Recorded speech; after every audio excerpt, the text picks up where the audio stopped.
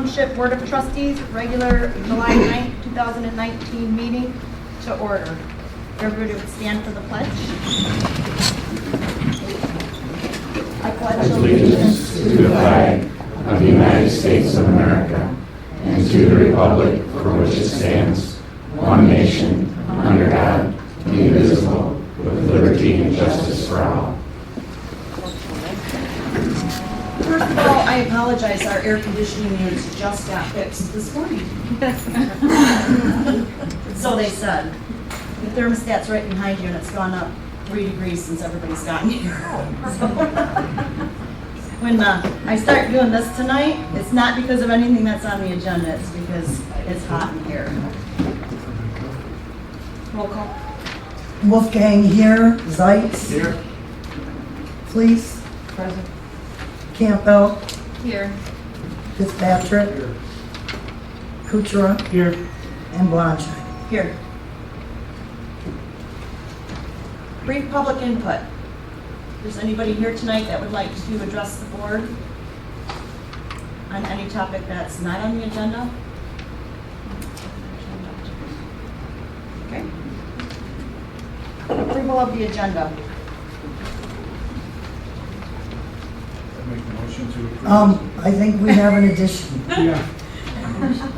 You were so close. You know me. So we need to do. This is for emergency services. We need to add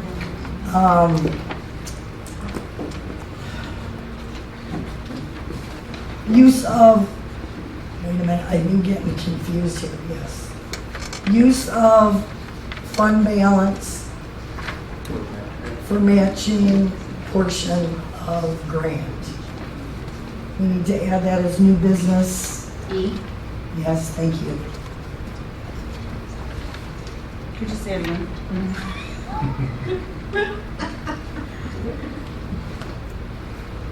You can repeat it for me. Budget amendment.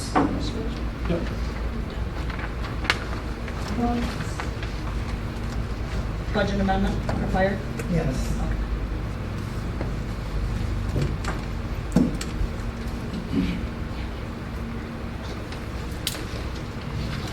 Any other changes or additions to the agenda?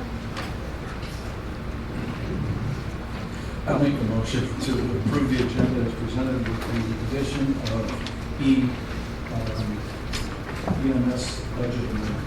Support. Fire budget amendment.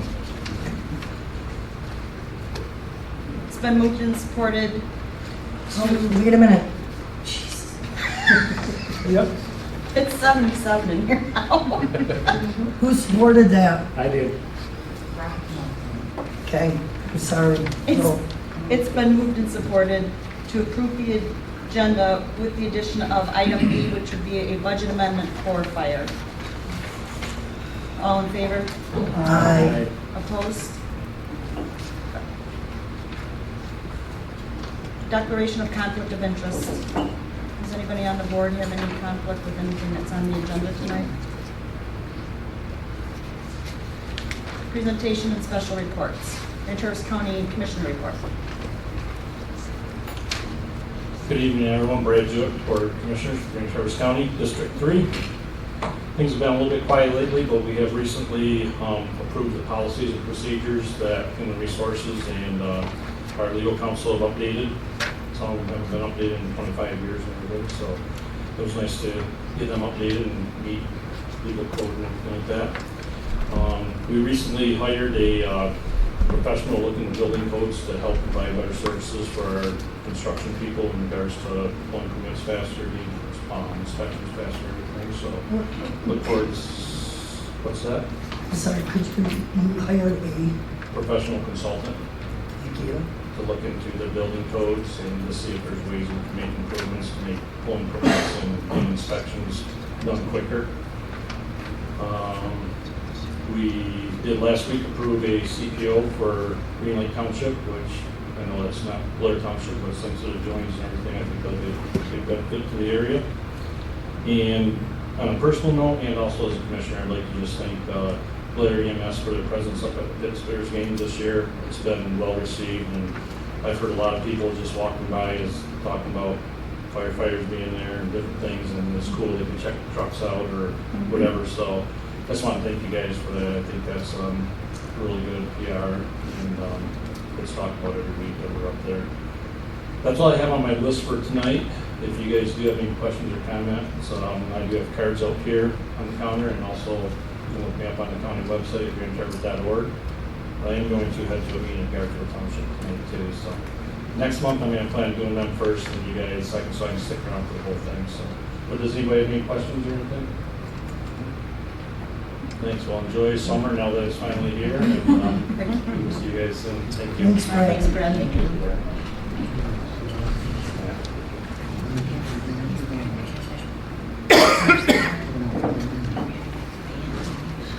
Good evening, Matt Trustee, Blair Township Community Police Officer. The Township Community Police Report for June 2019, still no township stats. I haven't asked anybody for a while, so I don't know what's going on. My statistics: arrests 3, citations 2, complaints 50, traffic crashes 11, warrants obtained 6. On 6/11, June 11th, there was a blazer destroyed off the road in Woodcock subdivision, nearly struck a little girl walking to school, like 10 feet, 5 feet. Took out a mailbox and left the scene. He told me he was late to the doctor's appointment. So, but we did locate him later, and he has since turned himself in on a warrant. So, on June 24th, someone broke into multiple cars in the Southbridge Court. No suspects were located, but I did get, I think it's the person's fingerprint off the door. Could be the owner's, but it looked pretty fresh because it rained that night, so we'll see what happens. I've had luck with that in the past. In June, 4 arrests were issued as a result of my investigations into 4 family fair larcenies. So 2 of them turned themselves in, the other 2 I went to their homes and arrested them. Not a lot of news in June. Any questions? Thank you. Thanks, Matt.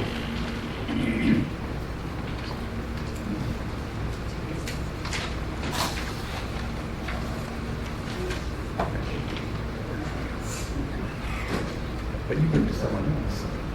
I'm sitting there. Andy Mayor, Grand Traverse County Road Commission. I'm sure you've all heard we have commissioned the East-West Mobility Corridor, and we have started discussing our options and what we're going to do.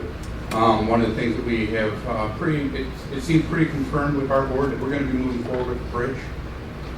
Most likely at Hartman Hammond. It's probably going to be 15 years before we break ground. Now everyone's laughing with that. You can thank the federal government for it. There's good and there's bad about that. It's the environmental studies what's going to take so long. That and probably finding $40 million. That's what you guys had a little bit laying around. I've got a lot of emails from a lot of residents in the area saying that they want us to follow the consultant's recommendation and listen to the people. I intend to. The most supported thing in our study was the Hartman Hammond Bridge. 68% of the people said they supported that, either strongly or supported it. Much smaller percentage opposed. It was also the smallest amount that were neutral. Only 8% of the people were neutral on that. So where would the bridge go from? Across the river, Thank you. connecting Hartman and Hampton. Yeah. Hartman ends and dead ends and Hammond dead ends. They won't. If this goes through the way we're looking at right now. There's other stuff that we need to do to get to that point. This was the initial recommendation from our consultant. It was a long-term goal. It was on the goal list. It was on the suggested alternative list. It was a long goal, 10 years or more. If we start actions today, it's most likely 15 years till we break ground. So that's following the consultant's recommendations. We are also working, I'll get into that too. We're working on following a lot of the other recommendations. We're looking at some of them. Some of the commissioners are strongly opposed to any roundabouts on South Airport. I want to hear from my staff and what they think about it because they're professionals. I'm not a road builder and I'm not an engineer, so I want to see what the engineers say. I'm not supportive of taking people's property. putting a business out so we can put a roundabout in, that doesn't make sense to me. But if we can do it in the space that we have available or with very minimal impact, I would be likely to support it. One of the things that we did do is we approved the traffic signal optimization, which is one of the short-term goals from OHM. And we actually hired OHM to do the traffic signal optimization on all, or the majority, of the traffic signals in Grand Traverse County, not just the South Airport corridor. Now remember, it's not MDOT roads, it's not city roads, it's not village roads, it's the roads, the signals that are under our jurisdiction. I believe there's 28. I could be wrong on numbers in that range. We also purchased some additional, or authorized the purchase of some additional grid smart sensors. Those are the cameras everyone thinks is spying on you. I don't mean to interrupt you, but I'll forget if I don't ask right now. Okay. Is the road commission collaborating with MDOT? So the smart signals all can work together instead of just 28 county road signals, but not in collaboration with our MDOT signals, which affects all of us out here in Blair Township. Those are all MDOT signals. No and yes. No, not right now. We are looking at, in the next 2 to 3 years, purchasing all the equipment necessary to go on what they call a scoot system. We may or may not do that. We're looking at it. Great, but The for scoot system, financial the reasons. scoot is what connects to MDOT. And it appears that the board supports doing that. It also comes down to will MDOT play nice with us. MDOT is sometimes jurisdictional. It's my road, we're not going to do anything. But they have been much nicer over the last couple of years. I think they're seeing that they've got to play with the county roads and the villages and stuff, because we all affect each other whether we want to or not.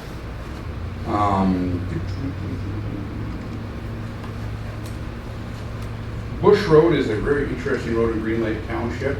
There's about 7,000 feet of private road connect right in the dead center of the county road. So you're driving along, you're on a county road, all of a sudden it's a private road, all of a sudden it's county road again. It's also very swampy, mucky, yucky, nasty, not built to codes, not built to the county standards. There are residents there that want us to maintain it. There are residents there that want us anywhere near it. We've been plowing the road off and on for the last 45 years. And it's got heated once again. We're getting letters and stuff from one of the residents on there. So we are working with our legal counsel, hopefully working with Green Lake Township to work with the residents that want it to get some kind of agreement where it's going to be, they're going to get a maintenance agreement with the residents, the Green Lake Township will, and then we'll enter into agreement with the township, because it's a lot safer and easier and cheaper for us to drive our trucks at how many feet, 7,000 feet I think it was. And just plow the snow. Is that a special assessment? Nope, it's just a agreement, like $1 a year, something like that, to allow us to continue through, hold us harmless if any damage is done, just like 30 a county road. The other thing would be to bring it up to standard, which you may run into in some of your roads here. If we're going to take it over, it's got to be brought up to standard before we do anything with it. And just because it's brought up to standard doesn't mean we're going to accept it. So if you have residents or you guys are looking at, make sure that our engineer, our manager is on board with it. If they recommend that we don't, the board will probably not. But it makes sense on this one if we can get them to bring it up to standard to take that over, because there's no real easy place for a turnaround. And backing the truck up 3-4 miles isn't real pleasant either.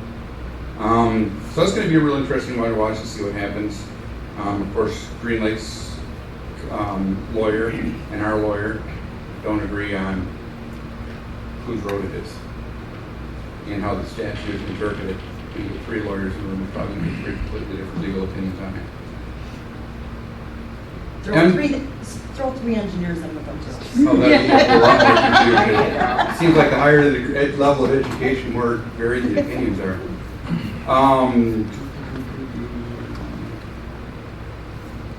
MDOT is conducting a road safety audit on 3 Mile and 5 Mile Road in conjunction with us to see what we can do to make that a safer intersection. You've ever come off a 5 Mile on the 31, it's not fun.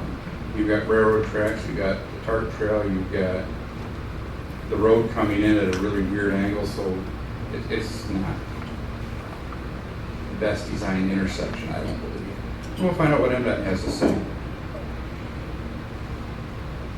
MDOT we're looking at working with MDOT, taking back a couple of roads. It looks like we're gonna do it in 2020. One is M137. The only reason that was a state road, as far as we can tell, is because of the state park out there. And at one point, the state wanted state highways going to all their state parks. They have since changed their position on that, it seems, and they kind of want to get rid of those, and we're kind of willing to take it, money's right. And it looks like the numbers are favorable for everybody. And the other one we're looking at is M37 out in Peninsula Township.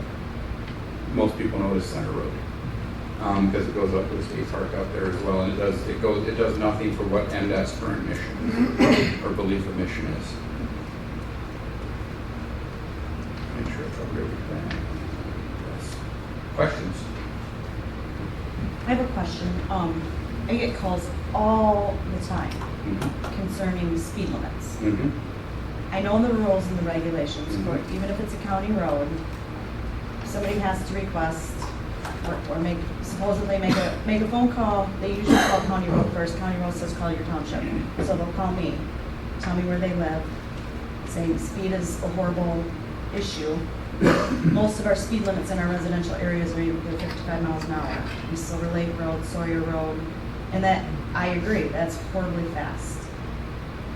So if it's a county road, why does the county have to go to the state to have a speed study done and then receive the statistics from a speed study, and then the state made the decision on what to set your county roads at that are located within our township? My understanding of state statute or the Constitution, I can't remember which one, mandates that the state is responsible for setting the speed limits. Even on county roads, that they don't Even on city roads and village roads and all maintain that. or pay? That is my understanding. It's either a state statute or the state constitution throws the power to the state of Michigan for determining speed limits. I mean, the state of Michigan, the legislation just raised the speed limits on several roads throughout the state. Because they can, no one else can. 55 is too fast on our little residential roads with no shoulders. Well, it's weird that Vance is 45, but Sawyer's 55. Be careful asking for speed studies if the road's 45 miles slow down. I too. don't, if it's 45, I don't, I tell people that, but East Silver, West Silver, and Sawyer are all 55. Because we've had a couple of I know, over the years where people have requested it was 45, they wanted it 35, they did the study, it came back 55. right.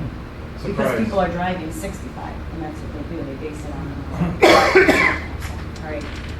I just wondered that, because like with traffic lights are your responsibility, with road maintenance, if it's county road. Because it's the yours. traffic But light is when it comes to mandated by the speeds, state yeah. that is there versus a stop sign. Weird. Weird. Gotta love government. Yeah. Says the government. Anything else? All right. Thanks, Ed. Thanks, Andy. Wade Trim is not here tonight. Our engineer was summoned to jury duty in Cadillac, so. Treasurer's report. Oh, that's me. I'm asleep. All right. General fund, we have 3,075,460. Public safety fund, 672,138. Ambulance fund, 791,350. Metro Act fund is 64,284. Liquor law fund, enforcement fund is 20,000. Sewer fund is 1,798,753. Water fund is 1,763,335. Current tax collection is 14,321. Payroll clearing is 590. And milfoil is 4,110, for a total of 8,204,341.56. And this was as of July 5th. Any questions for Tracy? Announcements and correspondence.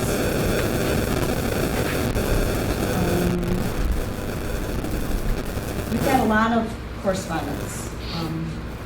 A special hearing, public hearing that we're having tonight in regards to the Brackle Point. Anything I've received via email, I have forwarded on to the rest of my board members, as well as included them all in the packets.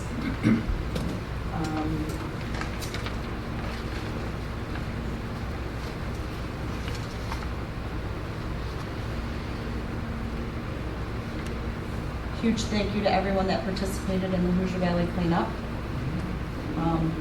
Let's all try to remember next year when we do it. Let's do it a little bit earlier in the spring before all the ferns are out and the ticks are out. Yeah. Like maybe the end of April, first part of May. I know last year we did it the week before, maybe 2 weeks before, but this year those ferns were bad, and I think, yeah. Last year we did 142 yards of compacted garbage out of Hoosier Valley. Mattresses, couches, chairs, appliances, TVs, household garbage, 142 yards.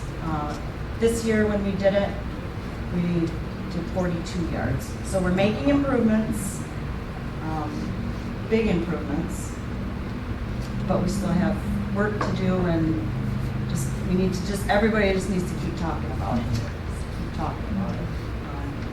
And we'll keep cleaning, we'll keep doing it. American Waste donates one compacting truck, the township funded one compacting truck, so we got a great partnership with American Waste, and we are making improvements. So I was happy with that, and thank you everyone that participated. Movie night in the park. Any updates? Not really, I've had so much company going on, other things, but of course, we've already talked about what we want to do in the last meeting. So I'm just gonna keep going with it. And I figure by beginning of next week, all my companies should be going, and I can really go at it full force. Okay? Are we gonna talk again about what we will watch? Okay, here we go. It's not in stone yet, but we did talk about Dumbo. If you want, we can figure out something else. Are you looking at, you want a G? Me personal? Yeah. Well, it's not just up to me, but after our last meeting, I did do some research on the Dumbo, and I also have spoke to some friends who have 4- and 5-year-olds who said absolutely do not do that. Okay, you The ready for this? children were crying. One of them is our coworker, well, 2 of them actually, 2 of our coworkers here had little kids that were just sobbing. It scared them so badly. Oh, really? Yeah. Okay, Nicole, thank you. Because I got a 4-year-old grandson that will be there, and I got to think about him too. Right. So, beginning of next week, I'll hit it again and find something better, okay? Well, I'm And not it saying, was but gonna be- I'm just saying my opinion, and it's No, not just up to me, so, If you talk to somebody and they had kids crying, yeah, I don't want that. yeah. I want this as a family fun night. I don't want any crying. I don't want, I am glad you brought it up, and I'm open for it, okay? No problem. Okay? So we got to change it. We're talking about Dumbo. No. You don't have to change it because I said that. Hmm? The iron removal treatment plant is up and running. We still have not paid our final payment. We're still negotiating, I'll just say a loop. That won't cost the township any money. It's a discussion that's ongoing between the manufacturing company and the engineers. The grant update, I'm still waiting to hear from the state of Michigan in regards to that, it's like a $100,000 grant I wrote for the PFAS area over in Sawyerwoods. I'm hoping no news is good news. I did receive today, there were 3 homes in that testing area that actually didn't, for some reason, the state, the DEQ, and the health department missed them in the original round of testing. So they went back and retested these homes prior to us submitting for that grant. And 2 of 3 homes came back with slight detection. So I emailed this, went today to the state of Michigan to include with the grant, so it updated took the original grant amount that I wrote for was $93,150. It's actually $99,675. And I'm just going on, no news is good news, and with our governor who just changed our drinking water parameters for PFAS detection. We are now ranked the toughest in the United States of America. I don't know how they can deny our grant, so fingers are crossed. And what that will enable is 15 of our township residents to connect to the municipal water system at no expense to them. So, Good job. Good.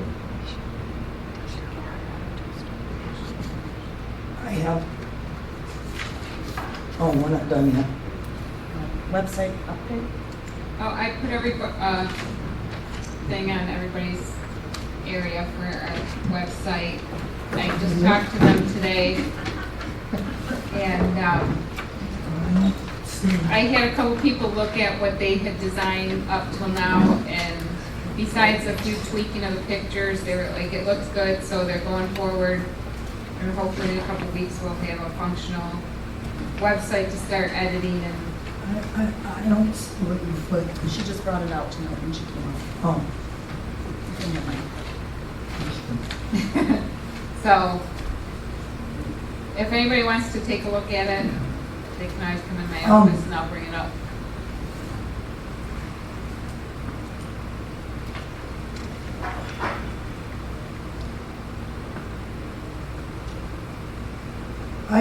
I guess I thought that they were gonna, talk to each department and see how. Well, they are. What they're doing now is basically making the shell of it. Okay. And then, putting on there what we already currently have, and then we can tweak it, or we can have them tweak it, Okay. and I mean, it'll be, but for the general look of it, the way they have the opening page and then each single pages. Okay. Yeah.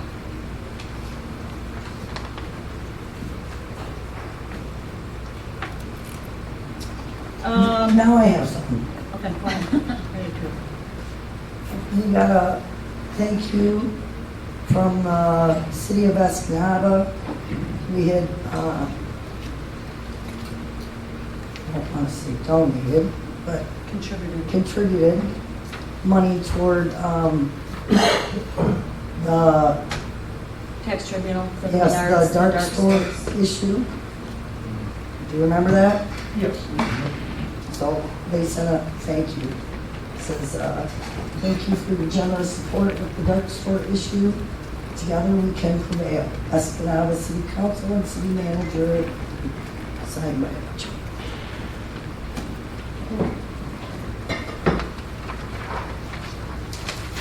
I've got a couple more announcements. Our new fire truck arrived. I think it was in the parade on Saturday. Mhm. I know it was in the parade on Saturday. Yeah, there's actually a parade will be free for the Yeah. Yeah. We're doing another parade on that.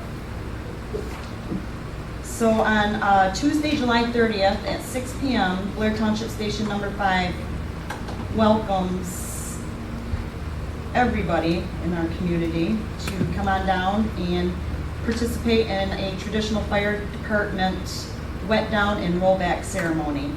It's basically the welcoming and christening of the brand new fire truck here in Blair Township. There's a whole ceremony the guys are working on, the crews are working on. We have wigs. It'll be pretty fun, I think. I think it'll be cool. I've never, in my career, 25 years over there, I've never seen one of these ceremonies. We had to Google it to see what it was.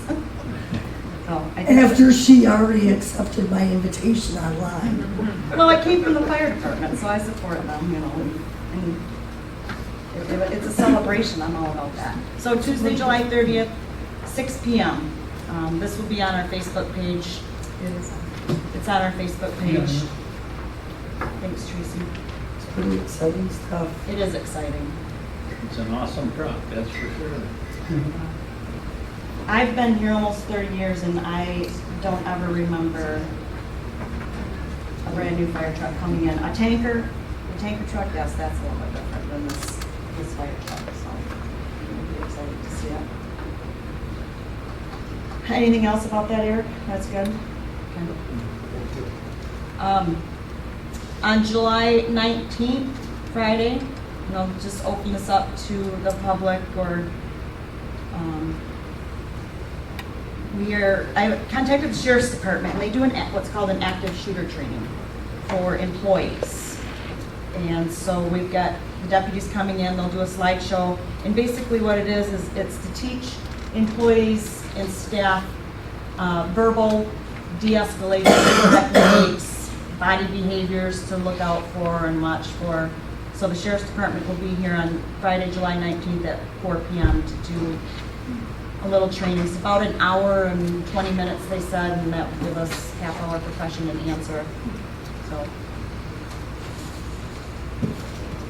And our butterfly hatchery, I just have to put this out there. We have collected 62 caterpillars so far this year. We've just hatched out our first generation and have released 15 monarch butterflies to date, and we have 40-some in cocoons right now. So it's first and second generation. So we're going to hit our goal. Our goal is to be able to hatch out 100 this year, and we're easily going to do that. And everybody in the building, stop it, baby. The guys even on the weekends come over and feed the caterpillars, and if one hatches, they release it, and everybody takes a picture with the butterflies. So the word is getting out. Save the milkweeds. Yes, the little kids come in. A woman came into the counter today, and she was so fascinated, I had to send a caterpillar in the jar home with her for her grandson.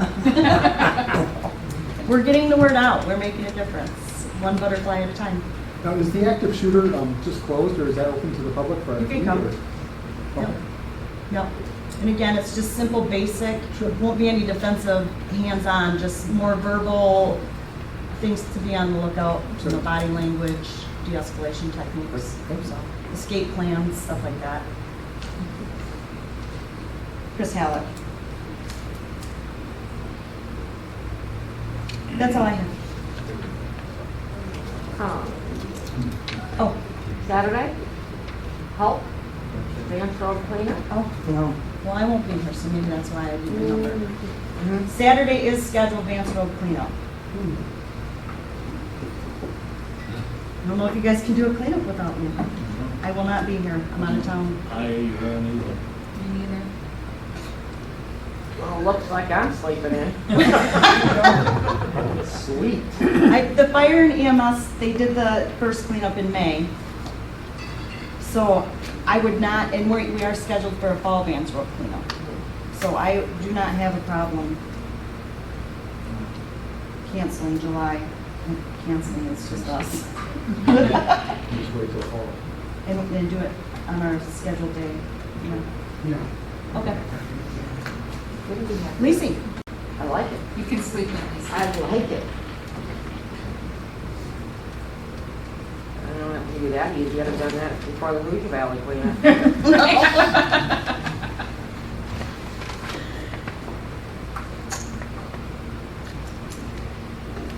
Nothing else? Consent calendar. The purpose of the consent calendar is to expedite business by grouping non-controversial items together to be dealt with in one board motion without discussion. Any member of the board may ask that any item of the consent calendar be removed and placed elsewhere on the agenda for full discussion. Such requests will be automatically respected. I don't want anything removed, but I want something added.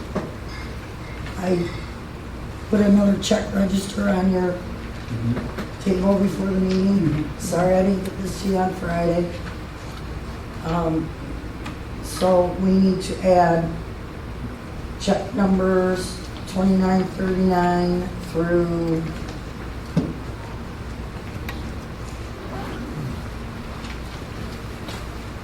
2970 from the pooled cash account to the consent calendar.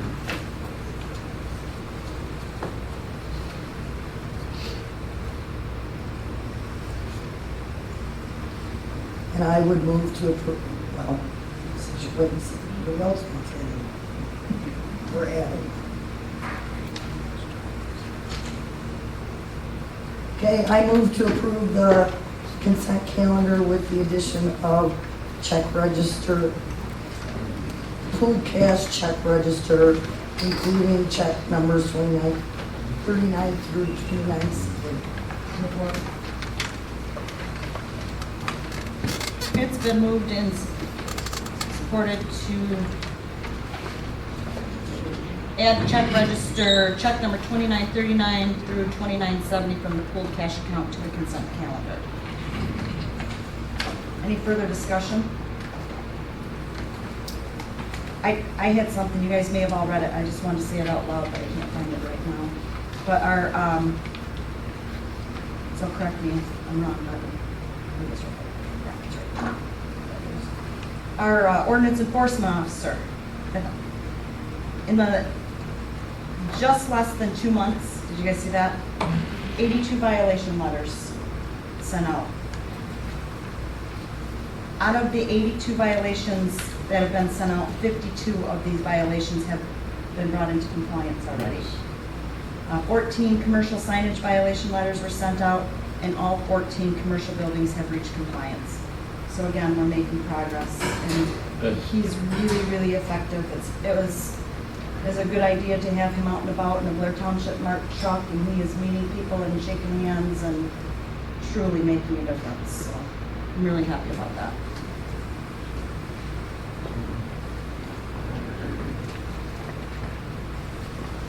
Any other discussion? With the consent calendar? Roll call. You want a roll call? With the additional, all in favor of approving the consent calendar with the addition of the check number 2939 through 2970 from pool cash? All in favor? Aye. Any opposed?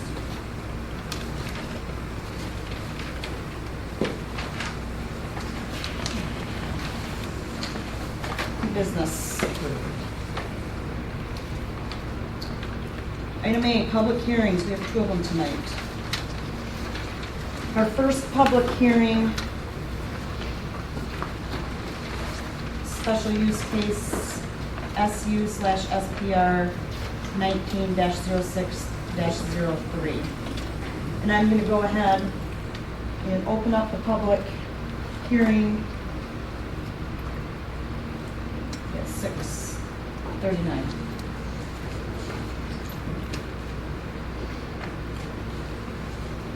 I know everybody's probably had ample opportunity to review all the correspondence, all the letters. So I'm going to open up. Anybody here tonight wish to approach the board and speak? This is, again, special use SU/SPR 19-06-03. Owners Bill Schneider and Karen Jackson to establish a bed and breakfast for up to 2 guests at their private residence located at 408 Brackle Point Drive, Traverse City, Michigan 49685, parcel number 2802006-017-01. The applicant would like to speak. Okay, that's fine. My name is Dave Biganowski. I'm an attorney here in Traverse. I'm representing Bill and Karen Snyder, who've applied for a special land use permit under your bed and breakfast section of your ordinance. Your planning commission has recommended approval 6-1. Your planning commission had the same objection letters that you have. That's probably the only point of contention here tonight. We live up north in Traverse City, and you guys know, you guys have been on these boards long enough to know that I don't care what the issue is, there's somebody who's going to be against it. Okay? And you need to follow your ordinance and whatever, but there's always complaints. I don't care if it's a tower, if it's chickens, there's always somebody who doesn't want it. We're probably focusing on the main things for this particular one is this harmonious with the neighborhood, and I've heard some things about parking. When I'm finished, Karen Schneider will address parking if you guys have questions.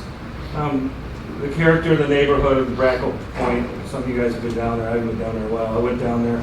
It is a recreational area. There's a lot of summer homes that are now, some are permanent homes, but it's use of the lake. I went down there this weekend just to see what's going on. And these driveways that I looked at were double parked, triple parked. They had 4 cars, they had 5 cars. I've seen one with 8 cars down there. And that's what people do at Brackle Point. They invite their friends over, they invite their family over, and they use their property. So there's a lot of visitors and families on that particular street. It's kind of a goofy area. If you're down there, they got tiny houses and they got huge houses. And there's a mobile home there with the best siding I've ever seen in my life. There are rentals there. One of the people that sent you guys a letter rents out their place. And then complains about bed and breakfasts. So the bed and breakfast that the Snyders are proposing will probably be the smallest one ever. Yeah, I walked in, I don't know where they could put a bedroom. It's very tiny, 182 square feet with the bathroom. You guys allow up to 6 rooms in your bed and breakfast. This is going to be one tiny room that fits maybe 2 people. They do have parking. They have 4 outside parking spots and a 1-car garage. They have spots for 5 spaces. They tell me they share a car, so one of them is theirs, and they also got an extra 10 feet from the neighbor. It was a lot line adjustment to make for extra parking. If you guys want to see a picture of the parking area, I have one, and I'll pass it out if you want. You guys talk about harmonious and what a bed and breakfast is going to do. I mean, technically, you would talk about how many vehicle trips per day this might generate. And honestly, anybody that lives there, has kids or grandkids, are going to generate more extensive use. The Snyders have both kids and grandkids that if they use that for their grandkids and stuff, they'd have more than a bed and breakfast would. And this is probably not going to be any issue in the winter time. This is going to be a summertime thing. Brackett Point is not that intense during the winter, like the rest of northern Michigan. There's a cul-de-sac at the end where they are. That's the biggest cul-de-sac I've ever seen in my life. It is a very large, not my life, but in Grand Traverse County. So I'd like you guys to just look at this and see what it really is. This is a very tiny bed and breakfast, minimal impact on that area. Your PC approved it or recommended approval with certain conditions. Those conditions seem reasonable. If you guys approve it, those conditions I'd expect. There's going to be minimal, as small of a bed and breakfast can never be. This is it. I mean, you guys aren't shaking the world here if you approve this. Again, Karen will answer any questions on parking or roads or what kind of rules or what these conditions mean if you have. And if you have any questions immediately, we'll take it. If not, I'll let the other folks speak. You guys want to see a picture of parking area? Let me send it around. You guys. All right, thank you.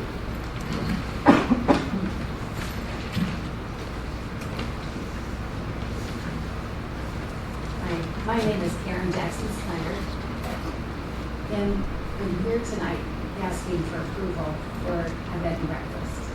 It will consist of 1 bedroom out of our home. Like David said, it's a very small bedroom, only for 2 people, and we have set a set of rules and regulations self-imposed to ourselves. And I believe that we have a letter stating that fact as well. I know that parking has been a really big issue, but I do have to apologize to our neighbors because there was a lot of contractors parked in that cul-de-sac during construction.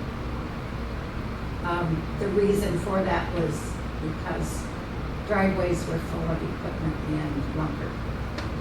And so there was no other choice. I'm sure all of you can understand the stuff that goes on during construction, that it's a temporary situation. And that is that there's no more construction in South Michigan. I would be certainly glad to answer any questions. I understand our concerns of our neighbors. We've been very kind neighbors. We've been very good neighbors. And we ask that you will approve our little B&B. Any questions? Is the addition completely finished now? It is. And all the permits have been approved? Yes. The county has come through and made all the approvals of everything?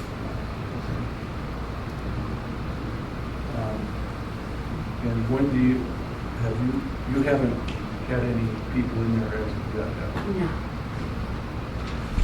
We just put the bed in today. Anybody else? Your final inspections have been, okay? I Everybody believe, got my occupancy, my laptop. You have occupancy? You have, Not this week, so you Schedule haven't is- had your final not my inspections? file from the building, but It's scheduled for this week.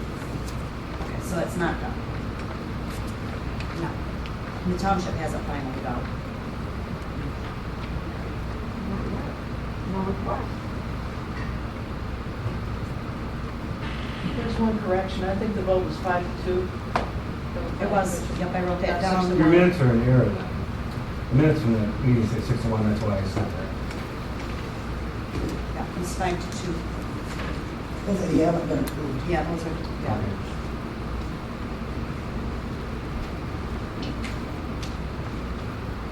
Thank you very much. Thank you, Karen.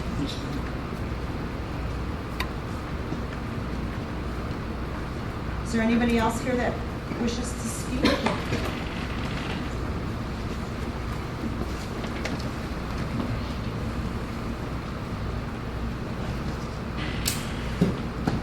Madam Supervisor, members of the board. I'm Tom Clark. I live at 425 Crackle Point Drive, directly across the street from the property in question. I don't think that anyone on the street is taking a personal attack to Mr. Snyder or his project personally. In his response to some of our correspondence, he has taken a personal attack on some of the people on the street, some of his neighbors, including myself. He has accused me of bullying him. He's accused me of coercing my neighbors into responding to this issue. All of that is false. I have talked to my neighbors about it, but we did not discuss the issue, what we were going to write down, what we were going to send in, only to the fact that we were going to respond to the issue. My main concern is not necessarily with the project itself, it's that the project comply with all of the standards and conditions. Most importantly, the standards for approval that the planning commission was to undertake. They failed completely to go through this process. The minutes will reflect that they only were concerned with the parking issue. That's a minimal issue with some of us. He has responded since that meeting, and I mean, he's been invisible in terms of parking. He has one vehicle there, the trailers are gone, boat trailers are gone, the van is gone. It's been a very pristine area, but I believe a lot of that is in response to trying to satisfy the concerns of the neighbors. The standards of approval are quite specific in making a recommendation, positive recommendations to the Board of Trustees. They failed to go through these and make their findings in conjunction with their rules and the standards for approval. In order for the board to make a recommendation, they should have a complete record that reflects the planning commission's review of all the facts and findings, and making the findings to determine whether or not this project should come forward to the board for approval. They did not do that. There are 7 standards that need to be addressed totally, not partially. It's not a majority rules on this. Each one of these has to be satisfied in order for them to make a positive recommendation. They did not do this. That is my concern.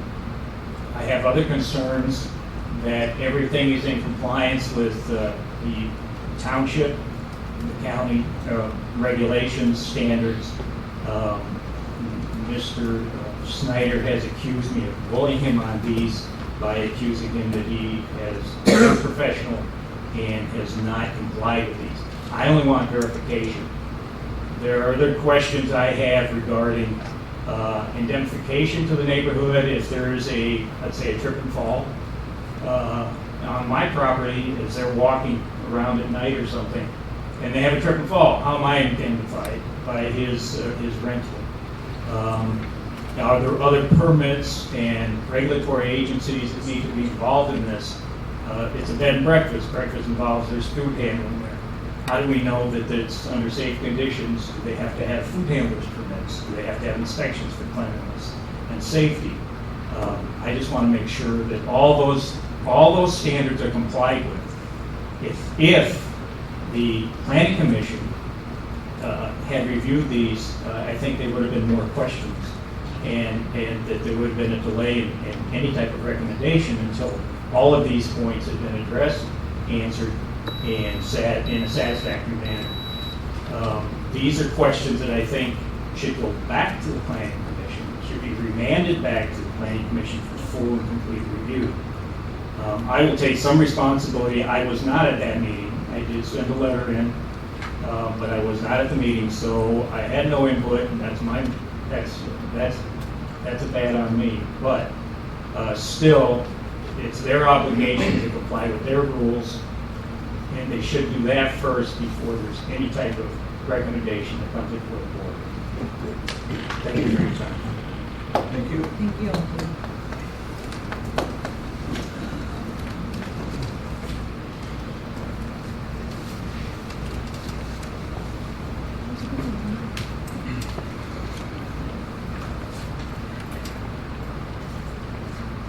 My name's Rick Eagles, 577 Brackle Point Drive. I've been on Brackle Point since 1989, and that doesn't mean that it carries any more weight on what I'm about to say, but it does give you a feeling that I've been in the neighborhood for quite a while, and I also have gotten a chance to get to know a lot of my neighbors. I agree with Tom Clark and the others. The standards for approval, I was at that meeting. I never spoke. I've never spoke anything against anything or for anything. I've been in front of this microphone a couple times looking for permits for myself, but as far as commenting on the situation, I never have. So this is kind of hard for me or unique for me.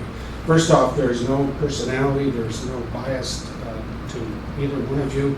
I barely know the people. I might have had 5 minutes of conversation at one of our neighborhood gatherings. So what I'm about to say is that personalities or things like that, just not get into it. And I just wanted to, same thing that Tom related, is the standards of approval.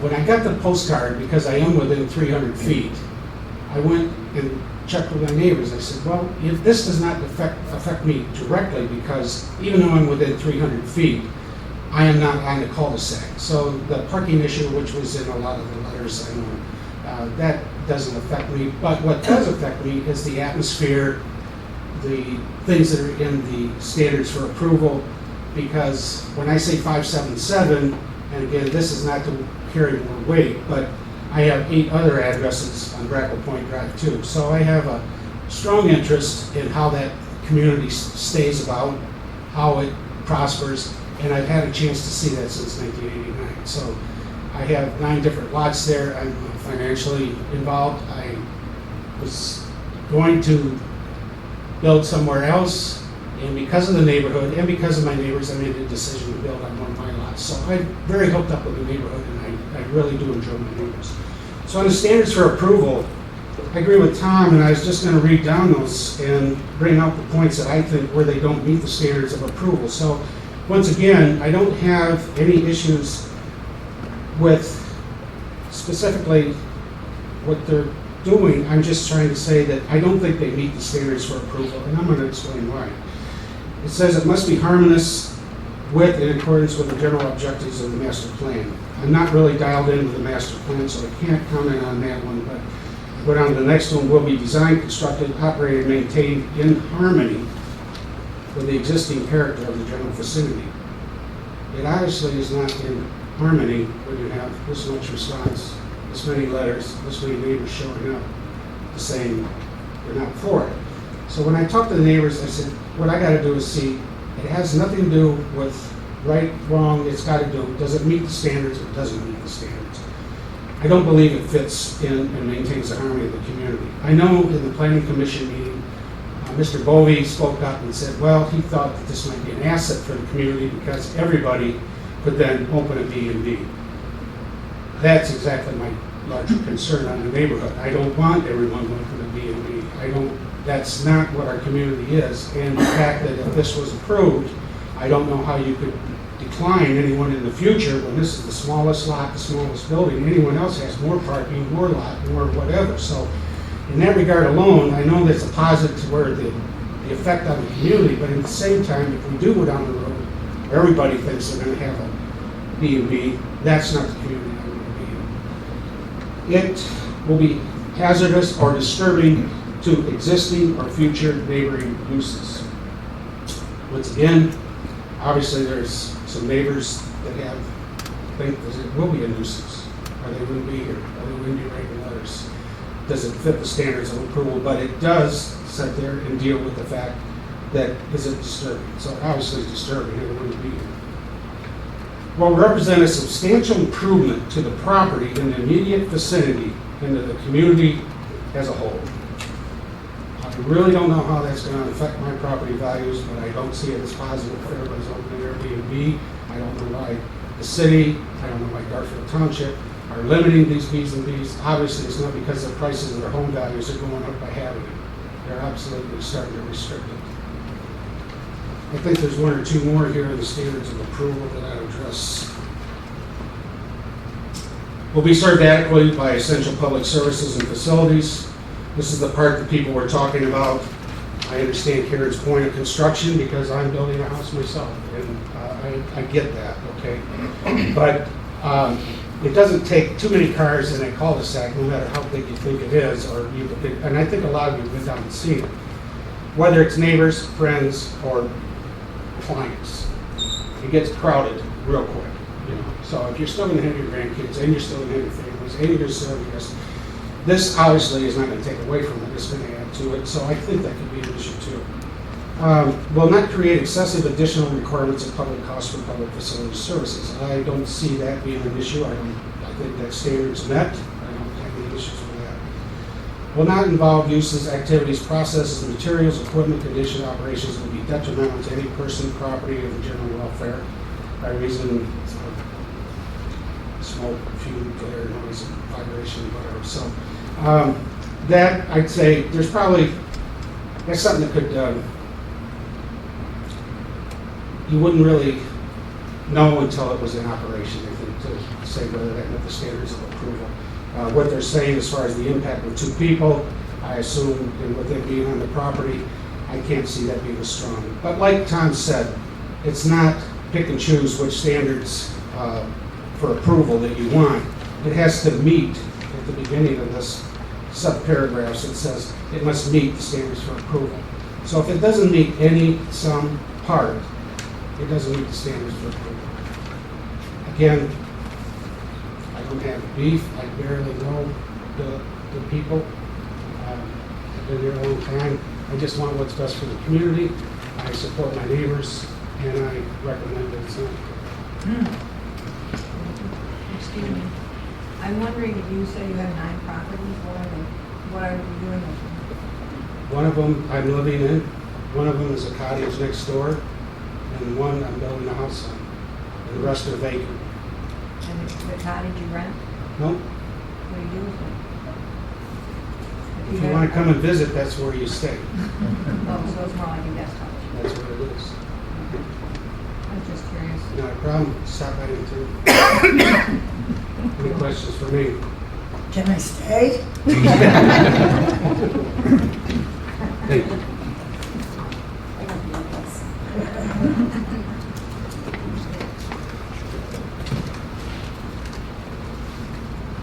My name is Carolyn Keyser. I live on at 475 Brackle Point Drive. I've lived there since 1985. I do have some concerns. The property in question is just down the road from me in the cul-de-sac. Excuse me. And I own a boat, and I can tell you I can't go down in that cul-de-sac and come back around when I bring my boat in because it's full of cars. And I have some pictures that you can pass around. I noted earlier, they said that they share a car, and this isn't personal at all, but they don't share a car, there are 2 cars. And if you look at those pictures, there's no place to put any extra cars. And when we have a cul-de-sac, and since I've been there in '85, I've never seen anyone, structure or not, park in the middle of that cul-de-sac. And we've had 4 to 5 cars in there, including over the 4th of July, that weren't neighbors' cars. So for an emergency vehicle to get down in there, for me just to turn my boat around, because once I come in, there's not a road to go out unless I turn around, and I need that cul-de-sac to be able to do that. So it's limiting my use as well. Nice people, it's just, it is affecting and impacting the neighborhood. In my mind, with parking especially, with the concern about emergency vehicles getting in there. And we have an incredible neighborhood. There's not one person in this neighborhood couldn't go to, and they would do anything for me. So this neighborhood is kind, cohesive, would do anything for you, but we just want to maintain a good, safe environment for everyone in that neighborhood. And so I would encourage you, as the others have spoke, to look at those parameters and make sure that all of them are fulfilled, so everybody on the point is protected. Thank you. Thank you.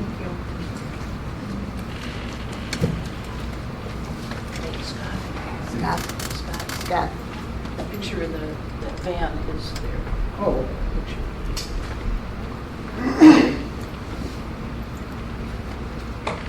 Hello, I'm Scott Mann. I live at 4th Street, Brackett Point. This is all new to me. This is my first time speaking, and so forgive me if I sound nervous. I've been on Brackett Point for 9 years.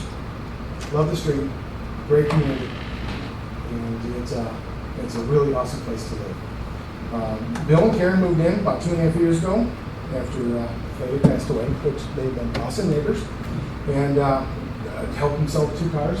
And I mean, we have bonded, and we help when the plows come down at the end of the cul-de-sac and leave the huge piles in the middle. Bill and I, we get out there. He's on his tractor, I'm on my snowblower, and we clear out everything. And it was a good thing. So now, I have not had any input or interest in this until some of the rebuttals, and now I am feeling personally attacked for myself and my business.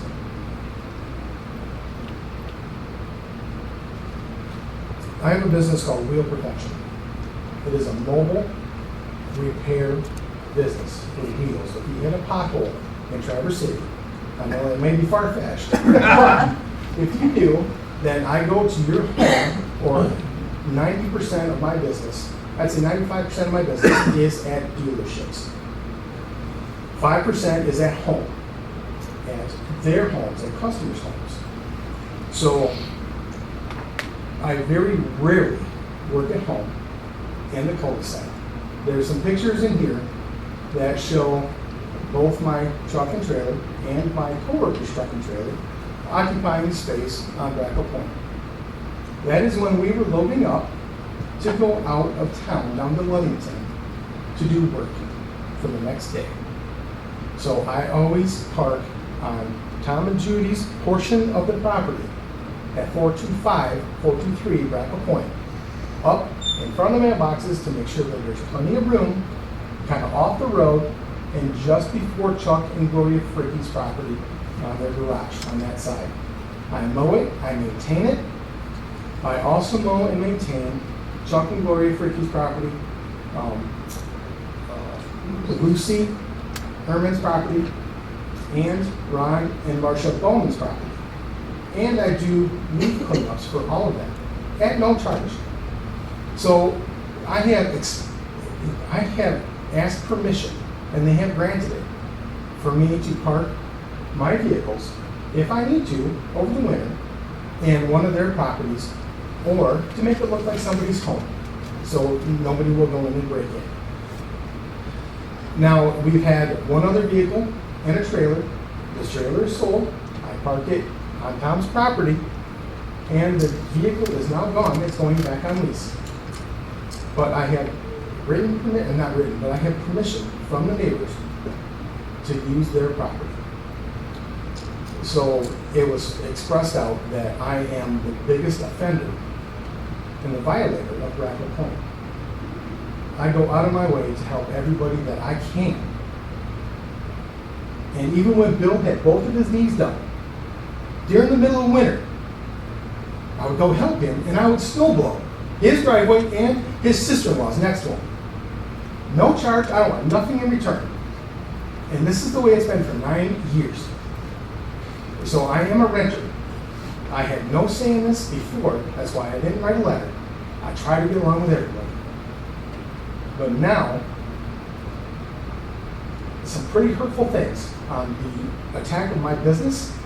My business is 100% franchise, just like Burger King or McDonald's. It is 98% capture rate, and it is totally compliant with DEQ. And it is a mobile pay booth. So everything I do is totally legal. And I very rarely, unless I get totally booked and busy, do I ever bring work home.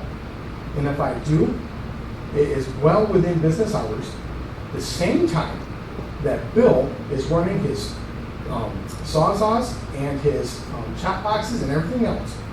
There is no more noise because my air compressor, which he stated runs all the time, which most of the time I'm at dealerships, my air compressor is inside my trailer and is totally insulated. Unless it's hot out, I do have a window open. So, and for that, I'm sorry it came to this, but everybody else is a little bit different because they're involved with property.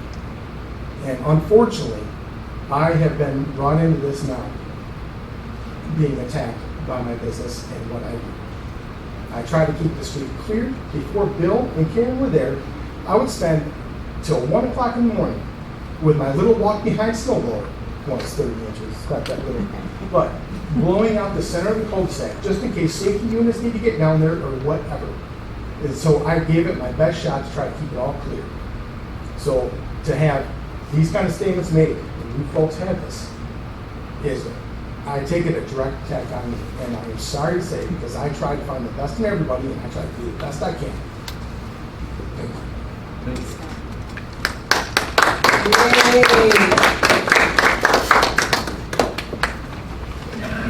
Scott, I just want to personally thank you just for getting up and speaking. I know that was hard for you. You know, call yourself just a runner, but you were included. There were photos, so that was very admirable for you to get up, and I can clearly see you're upset. And quite honestly, you saved Lisa and I a phone call to you tomorrow just by speaking tonight and letting us know what was going on there. So I thank you, and that's so important, not just to me, but I know this whole board, to hear stuff like that. So thank you very much. I really appreciate it. Hi, my name is Harry Rio. I live at 590 Brackett Point. I've been there 44 years. 590 what? Brackett Point.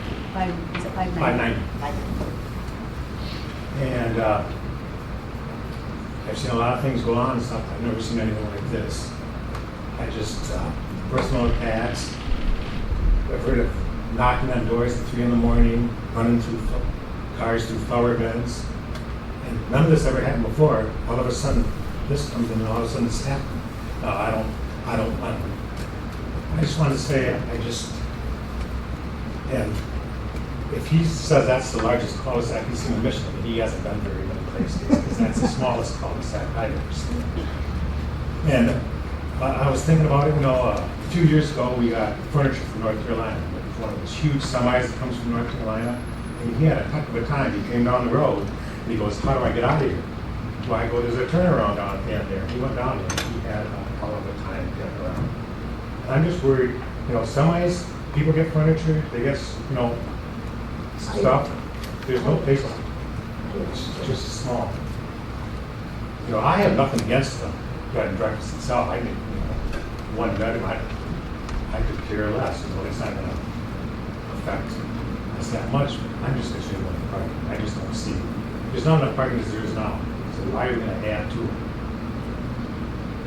And I just want to get up here and I'm not used to talking, but if we're going to be personal attacks on people, then he must come after me too.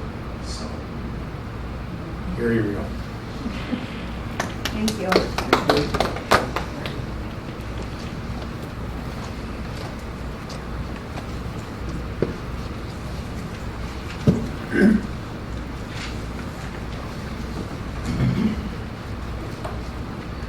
Hi, my name is Ron Grimm, 616 Brackle Point. I live down at the other end of the street. The fact that all this is going on, this bed and breakfast is a business. I do not want to see Brackle Point filled up with bed and breakfasts or other businesses. And that's my whole point of being here. Thank you. Thank you. Thank you.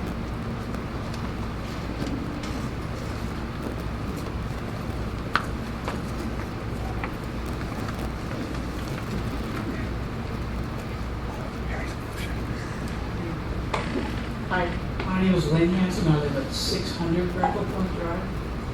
And I've been there since 1985. And I think, like everyone else, I really don't know the Jacksons well. I've talked with them a couple times. My dog was playing in their yard with their dog when we first met. There's no personality conflict. There's not even a relationship that I could address as a problem or positive in either way. What disturbs me about this situation is that it feels like we're not looking out for the whole, for the entire road, what is good for the entire neighborhood or the community that is Brackle Point. And it feels very divisive, which is not something we've experienced in my, how many ever years that is, in this neighborhood. I hope that by the time this process is finished, it will have been done by the policies and procedures that are set out by Blair Township and that they're followed to the letter. And if it's discovered during all of that, that something is not covered well or not clear in our township procedures and policies, how things are taken care of, how things are evaluated, that there be some remediation or some review of that and do bring it to the point where situations as uncomfortable and divisive as this can be resolved amicably and keep the neighborhood whole, regardless of whose neighborhood it is. Thank you. Thank you.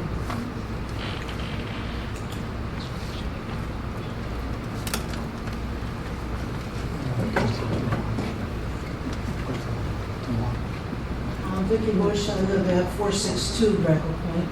I'm 5 houses, I think, up from the Snyders. I don't really know the Snyders. I would wave, but I have no personal animosity here. But I did attend the Planning Commission meeting, and I was really disappointed in how they handled things. First of all, it takes time and energy, and it's a part of citizenship to communicate with our township. And I and my neighbors took time and wrote letters, submitted them to the township so that the Planning Commission could consider them, and they hadn't even read them. They didn't read them. Bobby, who sat there, scanned them, I guess, and said, oh, it's just parking. That wasn't right. It was a lot more than parking. Parking's huge, but it was a lot more than parking. And I just wanted to make, I was concerned because they hadn't read them and that they didn't take a 10-minute recess. That's all it would have taken to read the letters and come back. So we had no input. Not only these people, but there are a lot more that aren't here tonight that are downstate, out of state, other commitments. So I would hope that before you make your decision, each of you has read every single communique that's come from the neighbors, both to the Planning Commission, and I think some more followed up to you or to Supervisor Barnett. So please, please give us the consideration that you're elected to do. Appreciate it. Thank you.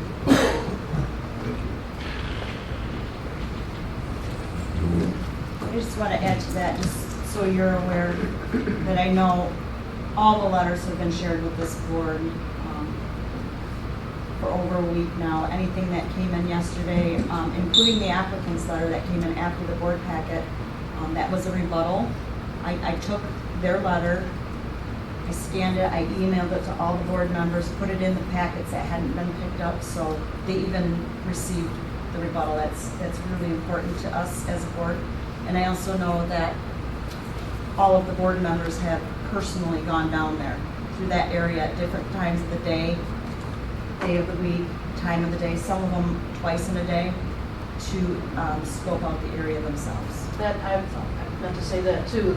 Township 6x6 square miles, if I remember my 10th grade geometry class, the most anybody would have to travel from the farthest point to the farthest point in the township would be a little over 8 miles to check these things out. And again, the planning commission, not one, maybe a couple of them had done that.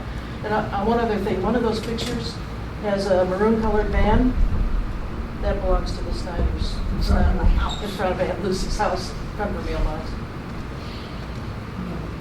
That's their second car. That car is done more. It's parked out at my son's house for sale, which has been planned for a long time. The only reason he had that van is because of construction, he had to carry stuff and getting it. Nicole, I can't hear him. It's not coming across on the video. They're going to have to come to the The maroon microphone. van in the picture is gone. It's out of the neighborhood. It's parked out for sale at her son's house. I heard you. Any further public input? Mr. Chair, I can Sure. add one more Sure. thing. Did you just call me Mr. Chair? I said Mrs. Chair, I thought it. Mrs. Chair. When you keep in mind about the character of the neighborhood and what effect a two-person bed and breakfast is going to be, you guys all read the MTA stuff. You've read newspapers in the last 2 years. There's short-term rentals is a big hot topic. From my understanding, Blair doesn't regulate short-term rentals at all. We were all kind of waiting to see if the state was going to preempt us and decide for us whether short-term rentals are okay or not. But every one of these places on Brackle Point, including the Snyders, could be a short-term rental. If it's a short-term rental, they're going to have 6 to 10 people there, not 2. All that's allowed now. That is the character of the neighborhood now. One of the people who wrote you a letter is advertising their place as a short-term rental. What's the difference between a short-term rental and a bed and breakfast?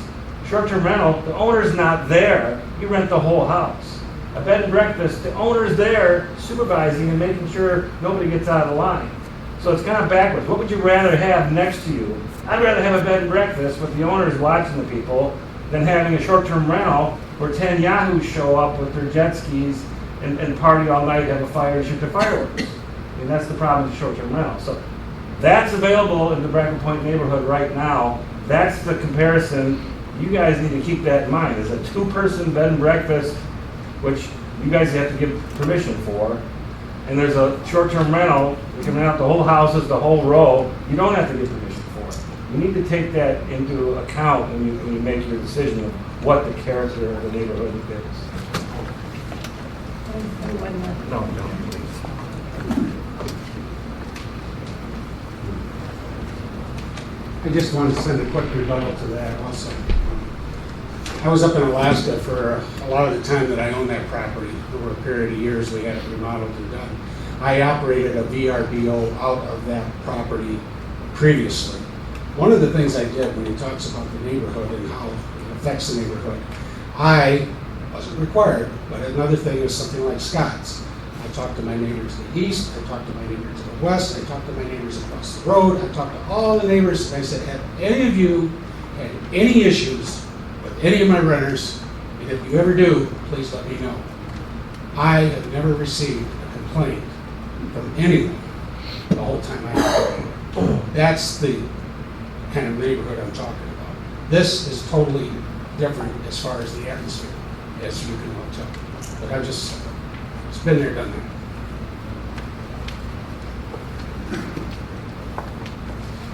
Rick, Yes, ma'am. you said you rented out your property here while you were in Alaska? I did the VRBO, vacation rental by owner, what the attorney's talking about that you're allowed to do when you're not Okay. present. Yes. All right. Yeah, Ron Granigan. What the gentleman forgot to say, the person that advertises the rental also has a house next door, and they monitor what's going on. Once in the 4 or 5 years they've owned it, they kicked somebody out because they were raising too much hell. Thank you.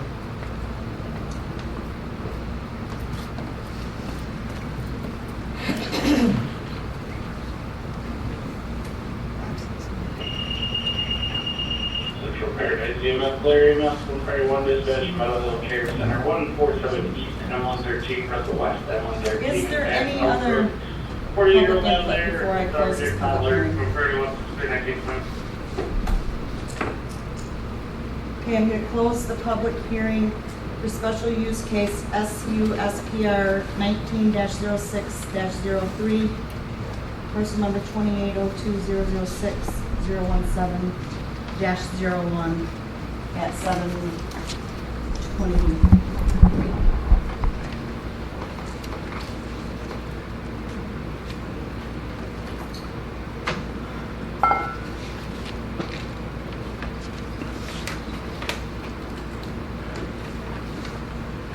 Discussion. Discussion? Okay, when I went down there twice today, there was one place before, there was somebody that had a boat. The tongue was kind of hanging out by the road, so they had a couple cones. So nobody would hit it. Also, on this one picture here, across from the Snyder's, on that cul-de-sac, there was 2 parked cars down there. When I went back there a half hour, there's still 1 parked car. That's the parked car right there. So they are parked on the street, and I believe Brecca Point's not a problem, because I think there's a lot of those lots are just so small, even with that bolt tongue hanging off the road with the cones. Even if somebody be walking, they'd have to more walk that way. But unfortunately, at the beginning, probably the lots are too small. Many years ago, when I was in there, there's 3 antennas in there I put up in there. So, okay, well, I was doing antenna 7. But there was some bunch of mobile homes that were there. I think a lot of that was zoned for mobile homes. And I know some of that mobile homes are gone. I mean, there is that one mobile home that's if you drive in, with the addition of the house put on it, it does look nice. It wasn't zoned for mobile homes, we just didn't have zoning at the time Brackle Point was being developed. Say what now? We didn't have zoning. You didn't have zoning then? Correct. Okay. Yeah, I know. I mean, I moved in Blair Township 80, half money, yeah. But I just noticed that. But you're right. And then there is that one house that was at 422, yeah, 422. It's up for sale. And it does say you can do short-term rental there. But to me, that would be worse than a 2-person bed and breakfast. If I'm going back onto the planning commission, their motion with the restrictions, there would be no, of course, the motion made for Patrick McGovey to recommend Blair Township for Trustee approval. There would be no snowmobile or boats or trailers of any type allowed. There would be no street parking allowed, as the condition would have met the standards of approval. Also, if the motion was again approved, the fact plan would be with the condition that met the standard of approval as required. Okay? So I noticed it says the only way that can be approved, there would be no street parking. And Bill,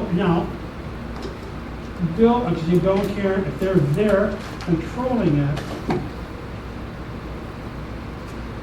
that's great. If they're going to be there all the time controlling it, that would be great. So, I don't have a problem with it. That's what I want to tell you. Thank you, okay? Thank you. I will speak. and don't throw tomatoes, because I'm for the Snyders having a bed and breakfast. I've been down there a few times.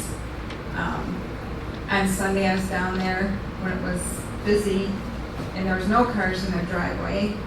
This morning, we went down there. There was one car in the driveway. So I don't know if they cleaned it up for this reason or not, but there isn't anything that I see. And the parking, I mean, if all else fails, the sister-in-law lives right next door, sister lives right next door, I park in her driveway. I mean, I think the parking is kind of non-important in my... Control. Blair, finish up with music. The harmonious of the 1053 North 5 others, Road, crossing West 24. you know, I agree, West 22 and Ave we Road. had this conversation earlier. 34-year-old female with seizure. There's a house for sale that's $440,000, and one of the last lines on the selling thing is, you can use this as short-term or vacation rental home. And that nobody's there to be accountable for this place. And if somebody buys it from Colorado and rents it out weekly, who's accountable for it? Nobody, because they're out in Colorado. Where these people will be there accountable for whatever's going on. So if there is a problem, the sheriff's department knows where to find them.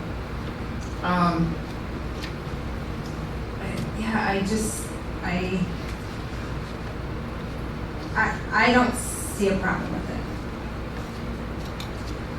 And I have talked to a few of the residents and heard their side of the story. And I've been going back and forth because I was a little disappointed that I went on Airbnb and could rent the place today.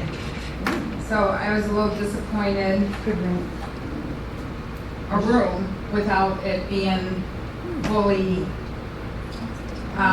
finalized with the, and I pulled it. I mean, if anybody wants a copy, I did my homework and I read all the letters and thank you.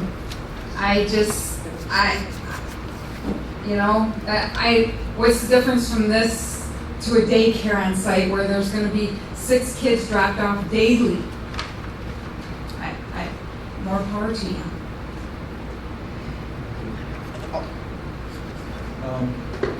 Go ahead. I'm going to say we're approving a special use, which is a B&B, which is different than a short-term rental or a long-term rental, which we don't in Blair Township have regulations for that. I know other townships do, but like Biganowski had said, everybody was kind of waiting to see what the state was going to do and if the state was just going to trump township voice. But I do not believe in my heart of hearts, and this has been a really tough one, but I cannot vote in favor of this tonight when I have a community, which Brackle Point is a community. I myself lived on Silver Lake for 25 years. It's just south of you guys.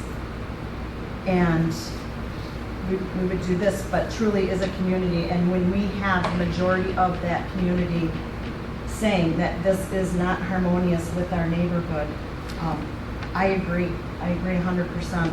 I think a 700 square foot house that they add 182 square feet on and now want to use it as an income B&B on a little teeny tiny lot that was developed prior to zoning ordinances where houses are 5 foot apart from each other.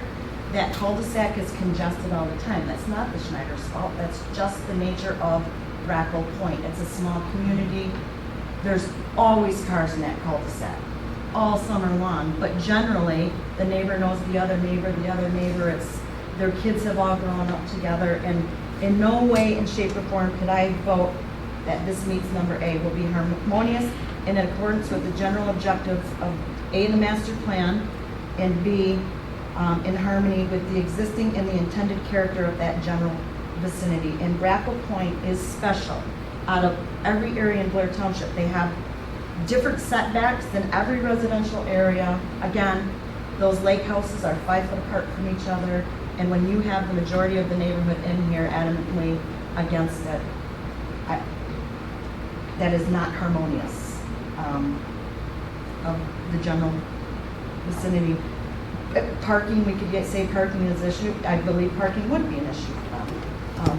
I think the Schneiders originally said they were building an 182 square foot addition on their tiny house for their sons who live out of town, so when they come to visit, they have a bedroom.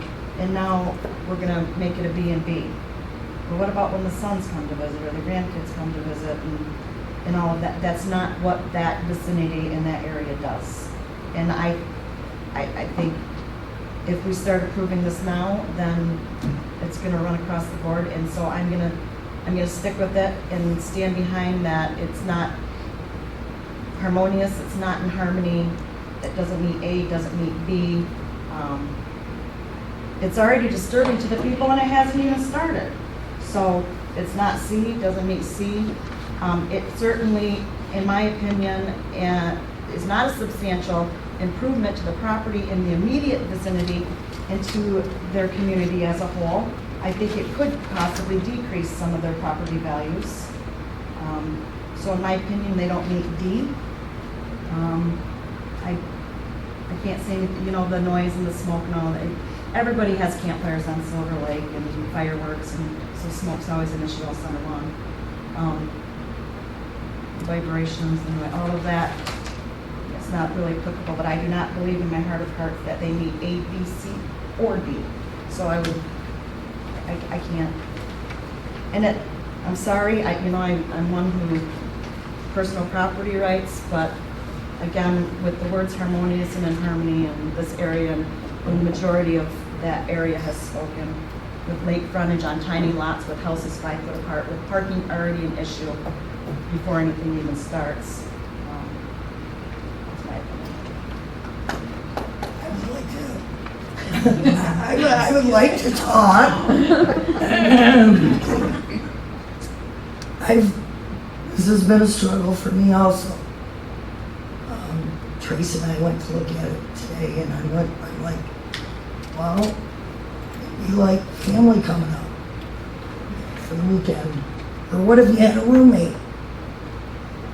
But the more I look, the more I hear, the more I look at the standards for approval, and the fact that bed and breakfasts are allowed in residential, high special use.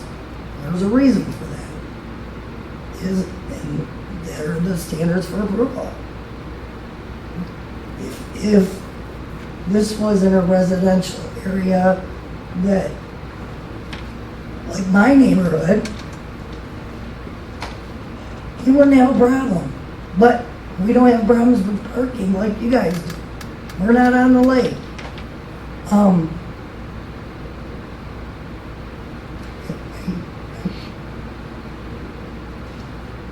It's the harmonious part that it's me. And I'd say more, but I don't be able to talk the rest of the night. I also want to say that I found this disturbing as well. Tracy found this online where they're already accepting rentals, and then we find you don't even have final inspections done, not only by the county but by the township.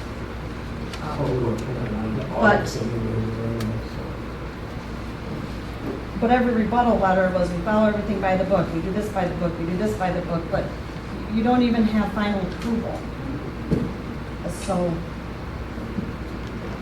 it's hard. I mean, when I'm just taking everything into consideration, and that's my personal feeling on that. And I know it has, Dave's looking at me, it has nothing to do with the standard of approval. So I'm going back to my original standard of approval. But I wanted to mention that because that was disturbing without having finals done.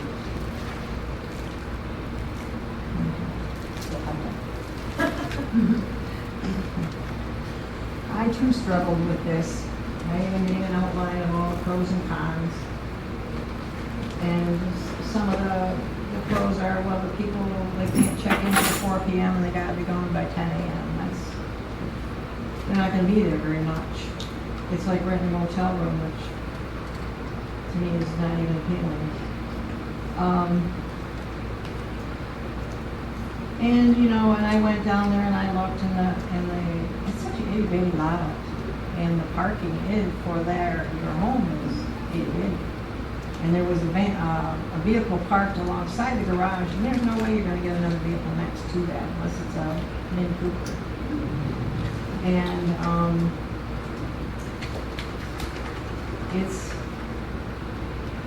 there are valid points that it would be an okay thing. But then when you see all your neighbors so upset, shoot, I think I'd move on. But, and I agree with Nikki that it doesn't meet A, B, C, D. Because the harmonious thing is, it certainly isn't harmony when your neighbors are so upset. Now it's become personal, and that's sad. Yeah, and that's very sad. So, I don't think it's harmonious, even if they can't have trailers and snowmobiles and all that bad stuff. It's kind of like, there was some deception on your part in the beginning. And then what Nikki said to do is add, that's totally not what she says, doesn't have anything to do with ABCD. So I'm inclined to not vote yes on this. I'd like to say this. I read these things 4 times now. I sat on the planning commission. I read them that night. That's the night we got them. As we got here, they were put in front of us to read. I took time to read them. I get here early before every meeting, so I can, what I didn't cover, I read. Unfortunately, since that planning commission meeting, the new letters that I've received have rebuttals, and this thing has escalated into a neighborhood fight. And I think that's where the real problem is. I don't know if the Snyders went to the neighbors and said, hey, I'm doing this, you know, other than the letters that went out. I mean, I would wish that would have happened. So now it's, you know, I think they've met the standards for approval, other than it's the cart is turned over and it's a mess now. But it's, you know, it's really sad that it's turned into this, because I don't think that B&B would affect parking or talking one car. There's usually, and I'm going to say, usually a B&B is usually people my age. They're not young people that come up to the party and hoop and holler, to check in at 4 and be out by 10, unless they stay up all night and destroy your lake. So in that aspect, I don't think it's going to affect the harmonious neighborhood. But what has affected it is the way I'm going to attack you, I'm going to attack you, and it's just escalating and it's out of control. And that's sad, but it's happening. And I think this thing could have been handled in a harmonious way and found some common ground to work this thing out. I can't, because of that though, I can't say that I should not vote for it, and I would say that they do meet the standard of approval. Even though all this stuff has happened, that is not, they have met everything that's on here, I think. And we're talking, if there's vacation rentals there now, that's far worse than having 2 people come and check and stay in their house. So that's my opinion. May I say something else? No. You and me, Cooch does what he wants. Anyways, okay, Bill, did you guys have shared plumbing and heating over there today? Did you have shared plumbing and heating over there today? Yes, I did. Okay, that's right, no, that's right. Their van is pretty good size, okay? And they pulled in there and did work for you. And they pulled in your vehicle, and they pulled in your driveway. I noticed that the second time it came down there, that one Sharon Plumbing Heating van was in your driveway, and not nobody else's driveway, and not on the road. Okay, don't bring that up. So I believe the parking's not an issue.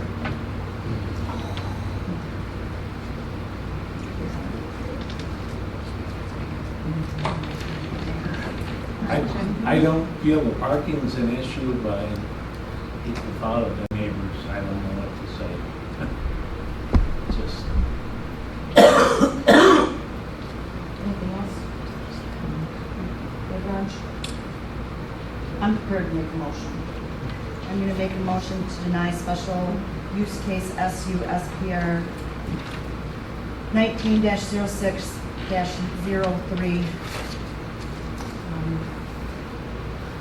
for the B&B at 408 Grapple Point Drive, as it does not meet Section 2204 standard for approval for special use A, B. Should I read it? I wouldn't think you need to read them, but if you'd like. Well, I don't want to. You read them earlier. C and D. I support. It's been moved and supported to deny special use case SUSPR 19-06-03 408 Black Point Drive, Jersey, Michigan, as it does not meet Section 2204, standard for approval, A, B, C, and D. Any further discussion?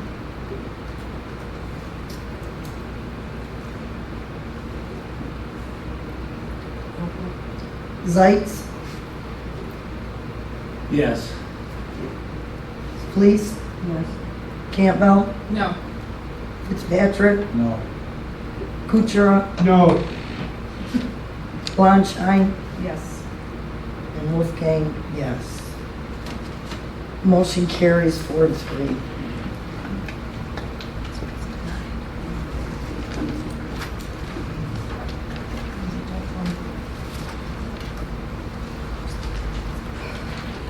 I'm going to go ahead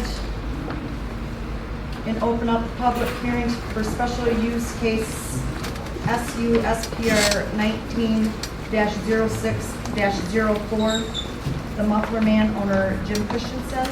This is to establish a repair facility to repair mufflers, brakes, and other minor vehicle repairs in the existing 3,150 square foot building located at 290 US 31 South. Parcel number 2802-005-005-00. We'll open up this hearing at 7:44 p.m. Well, no Billy Bob here to present tonight. Brooks. Bye, Sasha.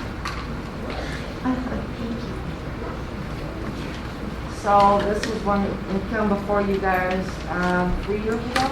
Yep. 2016, Yep. 2017, something like that. And was approved, and then I don't know what happened. And it became canceled, expired. They expired. I've been after several notifications by myself and Nixter regarding the expiration of the special use and the state of the building. Nothing quite happened until now it came before us again. And previously it was approved with the variance, it was not cultured.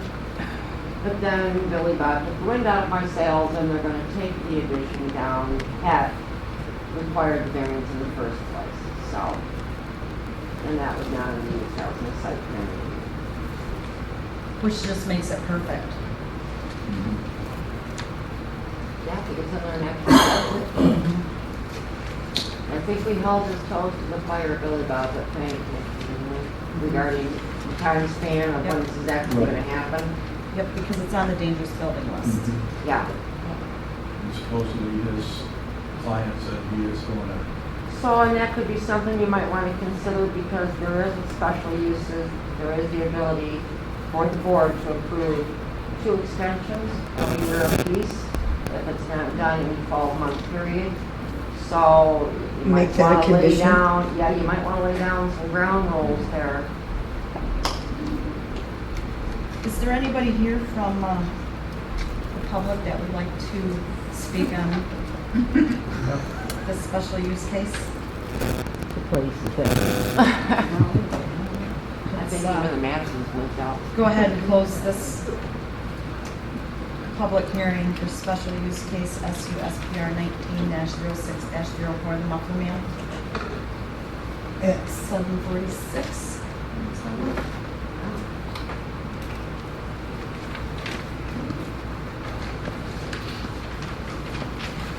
I'll make a motion to go ahead and approve special use case SUSPR 19-06-04, the Muffler Man owner Jim Christensen, to establish his auto repair facility in his existing building with the stipulation that improvements begin within 12 months. His permit, he has 12 months on his permit. He has 12 months to start, or he has to be done in 12 months? To start his improvements, as he's on the dangerous building list, and let's put that stipulation on it too. Oh, yeah. Then his, Yeah, I wouldn't grant any extensions. He's already Yeah, had, right. he's used 3 years of extensions and then right, maybe so do he's the got mailings 12 again. months. And must improve the dangerous building conditions that he's been made aware of, which are the broken plate glass windows in the front of his building and the open exposed barbed wire and fencing on the side, which is being removed. That's the danger area, yep. So, with the condition that improvements begin within 12 months and Construction begins and dangerous building conditions are taken care of within 6 months.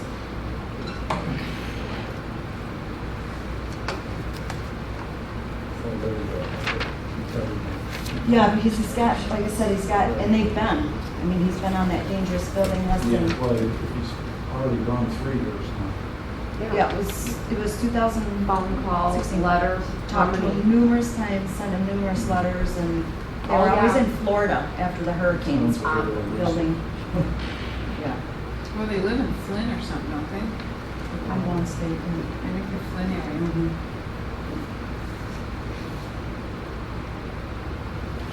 Okay, so construction begins within 12 months and dangerous building conditions removed within 6 months.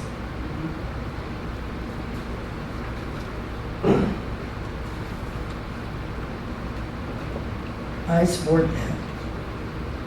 It's been moved and supported to approve special use case SUSPR 19-06-04, the Muffler Man, with the condition that construction begin within a 12-month period and the dangerous building conditions be remedied within 6 months. Any further discussion?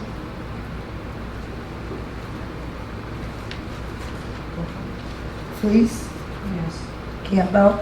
Yes. Fitzpatrick? Yes. Kuchera? Yes. Boncheck? Yes. Wolfgang, yes. And Zeitz. Yes.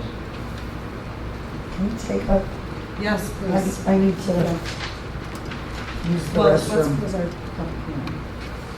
Oh, we're closed, we're done with that. We All right, did, we're gonna yeah, take a break, you guys. 7:46. Sorry. I just need you to go to You're up next. You're next. No, What I is knew- that reconvene, Reconvene 8 PM. which I've been told is not a word. Before we move to item B, I just want to add, so Lynette can add it into the minutes, that both of those public hearing notices were posted on the Township Hall bulletins, the webpage, and the Traverse City Record Eagle as required. Yeah.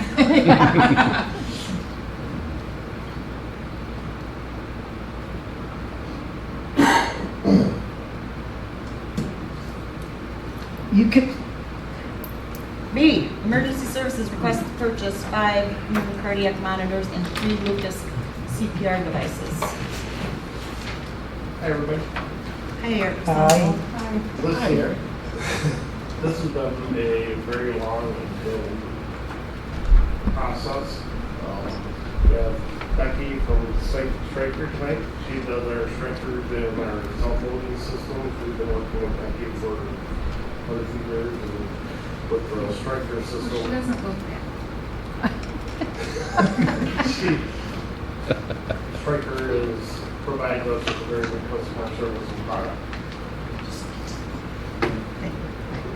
Last fall and winter, there's physio control. Physio control is the maker of the cardiac monitors. We've had Pierce going up late last fall, offering their products, the cardiac monitors, offering killer deals. It was great when I talked about it. We have 2 years left on our current cardiac monitor before we set the mark where we have to purchase new ones and it's offered a very good deal on trade-in on our last use CPR devices that nobody else uses. When you say peer, is that? He was a salesman. Is that Big Sexy? Yes. Can you put that in minutes? Did we buy the Roscoe devices from No, that would have been from our own medical director, two medical directors ago. We purchased those before he retired. I know that, but from who? They were from Boundary. From Boundary? Correct. That's where you went to work? Correct.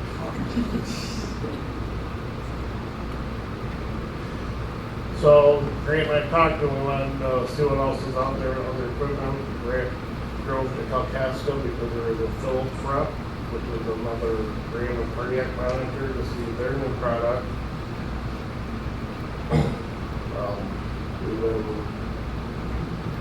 Our current cardiac monitors are Philips. And we've been taking a long time to weigh the checks and balances and making sure we're making the right decision, because $180,000 is a lot of money. And then all of a sudden, one day they just showed up.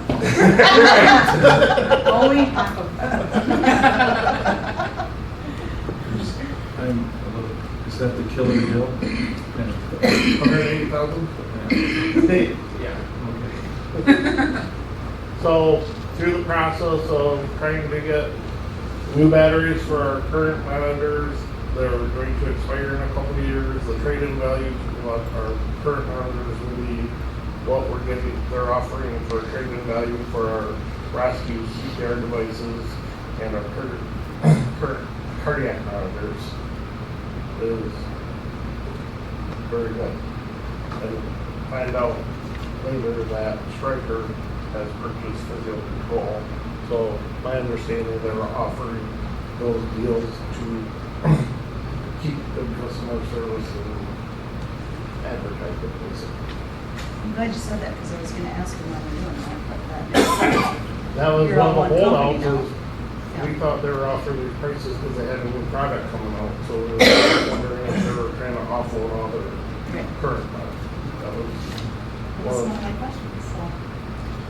one of the things we discussed. So with that good working relationship, they've offered to keep those trade-in deals that were going to end December 2018.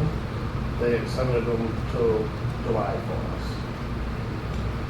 So after that, we decided to pull the trigger and ask for permission to purchase these items. We met with the auditor and discussed the fund balances.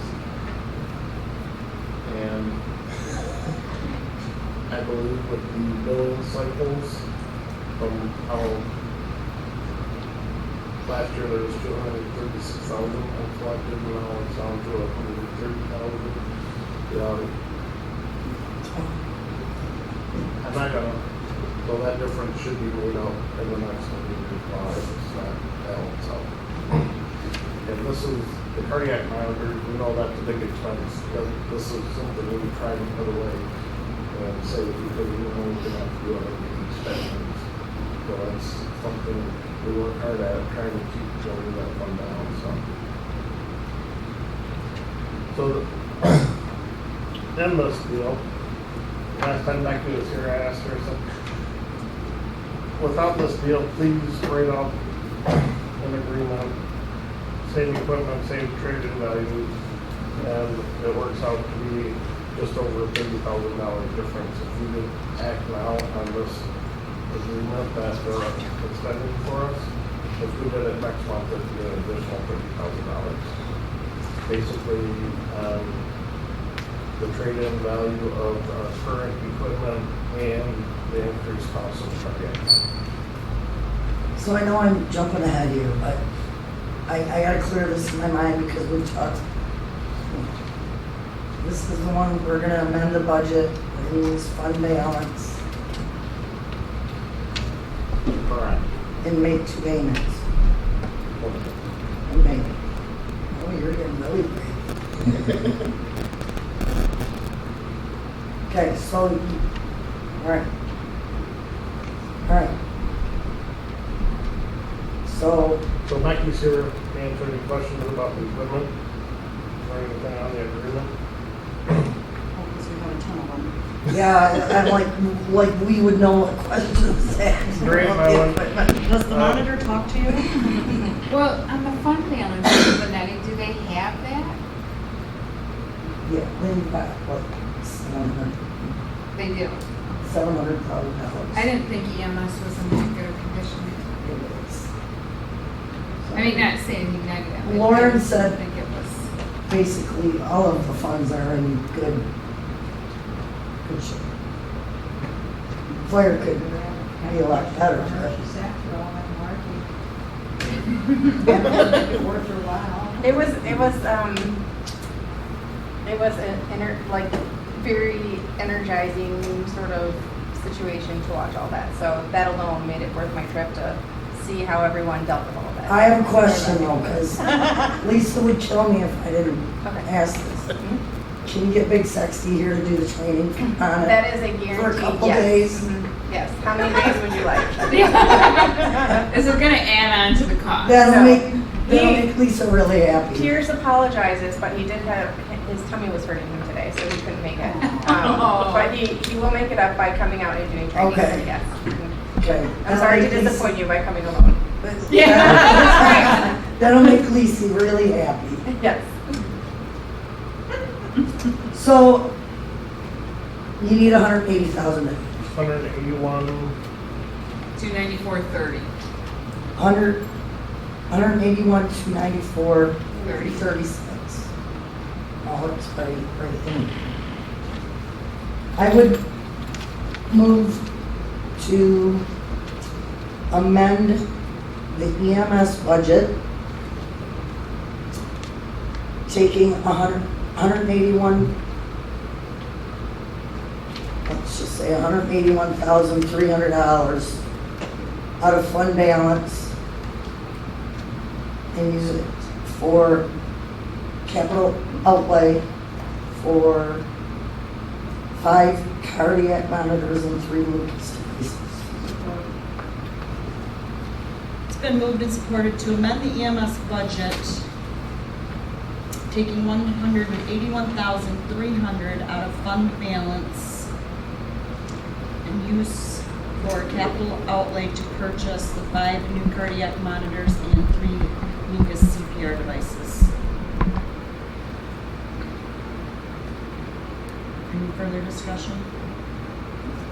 I just have to ask, I'm sorry. It might even be in here, and if it is, I apologize, I didn't read it. What are we getting for the Roscoe's. They cost $10,000 a piece new, and they're giving us $5,000 traded. Oh. And like I said in my letter, they're the new fancy device and they're handle business. I just had to say that, just because I worked on that side when we bought them. That's a good And I choice. advocated against them, saying that's not a wise choice. So I just think it's funny that Yeah, I got in trouble for that. nobody likes them. No. They don't work, you know, and so, all right. Any further discussion? Roll call. Just a nice story. Campbell, Yes. Fitzpatrick, Yes. Kuchera, Yes. Bradshaw, Yes. Wolfgang, yes. Zeitz. Yes. Fleece. Yes.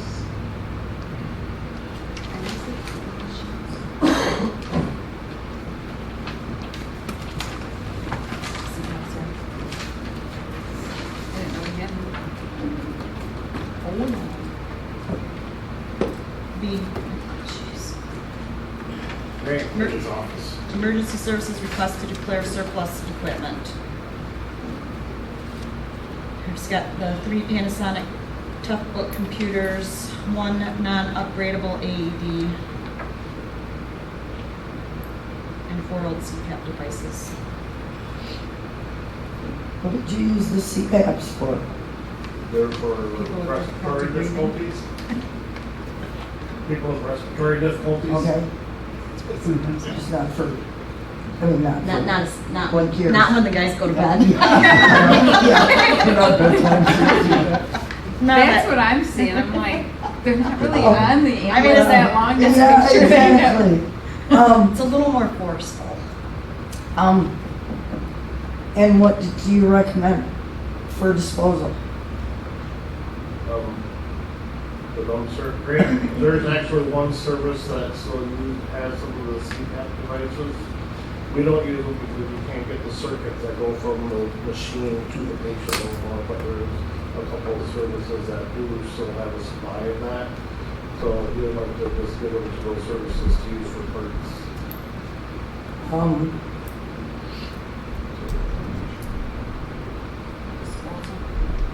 The AED, that is because of the change in how you deliver the shots, that this AED is not programmed to deliver the shots as the new standards. But could it go in a layperson's car? Shock's a shock. When somebody's in cardiac arrest, I mean, if you can't pre-cardial pump them, right, a shock is a shock. It doesn't deliver too much. What's Well, the old one was 200, 300, 360? Now they're 200, like the difference between the IP and. Right. Well, don't be ridiculous. A shock is a shock. Practicality wise, I agree with you. Correct. As long as they're not a, right, I'd be more worried about the liability of doing it. Right. right. So, my issue is we're not really allowed to donate stuff. Could we sell these, the whole CPAPs for $1? Sure. I love to receipt in a dollar. I know you do, Tracy. Can we make them It's have so two copies too? It's so worth the money, isn't it? You know what? Let's do $1 a piece. Oh, there we go. $4. I love it. I move to declare 3 Panasonic Toughbook computers, 1 AED, and 4 CPAP devices as surplus. And dispose of the computers and AED in the dumpster and sell the old CPAP devices to another service for $1 a piece.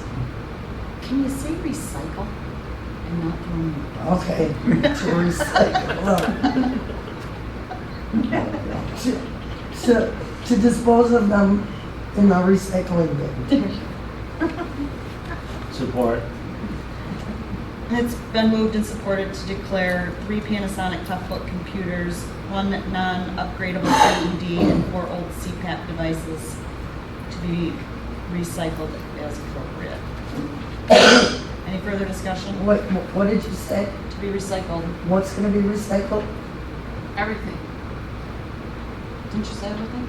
No, the CPAP device for herself for We're what? gonna be sold for $1. A piece. And they need to get 4 copies so we can run it off as $5. Any further discussion? Oh. All in favor? Aye. Opposed? Blair. So last fall, It's not your It's turn not your turn anymore. now. oh, I'm sorry. You have to wait till- No, it's me now. Yeah. Sit down and listen. Your item E. Item D, budget amendment. Then we can't. This budget amendment is for the treasurers. The treasurer's department was over budgeted. It was an oversight on our parts. Tracy's insurance situation changed. When she did her original budget, she took the insurance payout. Since 4 months ago, she opted into the insurance program, so that upped. Which is way. Yeah, it's way, but it's more yes. expensive than what she had originally Yes. budgeted for, because she took the payout. And then this was a oversight on her part to not change that, to recognize that on all of our parts. So unfortunately, the treasurer's department is over budget. And we thought we could do a budget amendment tonight, but the auditors say nope, because the new fiscal year started. No budget amendments No after budget. that. But we can move like the newsletter's expense to the town hall, but to the town hall department.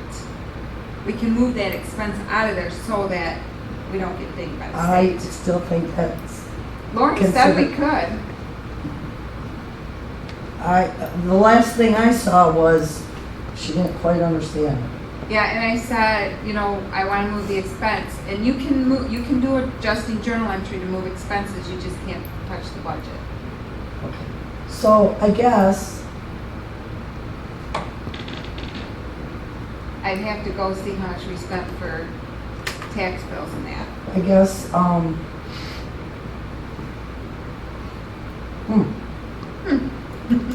So And I guess if we somebody want to could- do it, if we don't want to do it, so we'll do just we get, need a motion then to do that?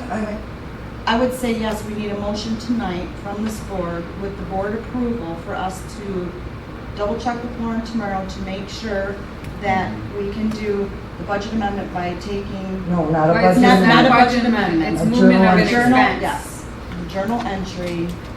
To move the expense the out of the expense. treasures into the township Yep. hall. And it's not a huge amount of money. I mean, it was the difference between the insurance premiums, so. But if I'm over budget, then we're dinged, it Yeah. gets reported to the state of Yeah. Michigan, and then that just puts up Yeah. flags. And we don't. Oh, yeah. And I think we need to, in the future, change a little bit about the way we budget wages, FICA, and insurance. Yeah. Maybe next spring. Okay. Yeah, are we going good? All right, does somebody Um, want to make a motion for this? Just so we have board approval to do it, if Lauren says it's good, and that way we can get it done tomorrow. Yeah. I move to approve An expense. a journal entry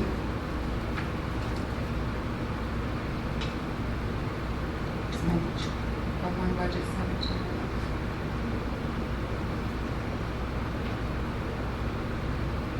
moving the tax bill Yeah. expenditures, the processing of the tax bill expenditures from one budget center to another. From the From treasurer's treasurer's to the budget town center hall. to the town hall and grounds, or township board? Township board. I I would didn't say. look at the township board, I don't think. I think they're fine. I do. To the township board budget center to avoid the treasurer's you know. budget.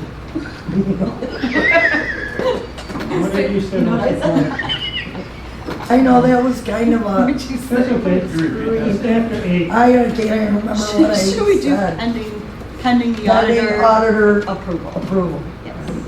Okay, I don't even know what Okay, here I go. all I said. Oh, did somebody, did you sign that, please? I can, I didn't know. if you Carl wanted to. did. Carl did. I'm gonna give it a shot. We have a motion to approve a journal entry approving Moving. an expenditure of the processing of tax bills from the treasurer's budget to the township board pending township auditor approval to avoid being over budgeting did you say that? To avoid the treasurer's budget being over being over. Very good. Any further discussion? No, but let's do that first, and I wanna go back to the other one, Which one? to the 181,000. Okay. Well, we gotta get through this one. Yeah. Roll call.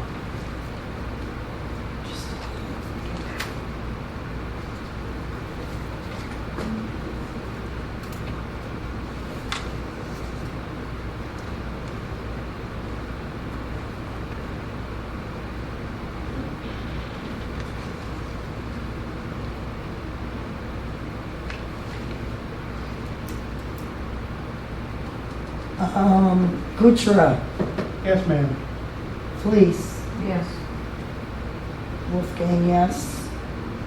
Sunshine, Yes. Campbell, Yes. Zeitz, Yes.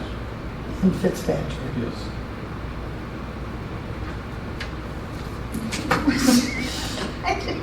That's twice I did that now.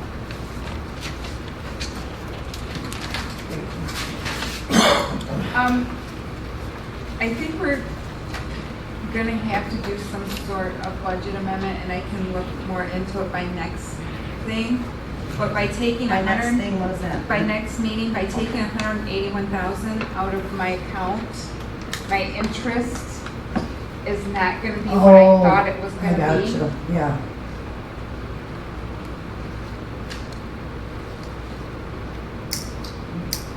Good luck. That's life. No, it's revenue. When are we paying this out? When would we pay it out? Like 30 days? It'll be at least 30 days. I just want to do a little bit of adjustment there because I think we'll lose that Yeah. revenue. You can write some up for the board packet.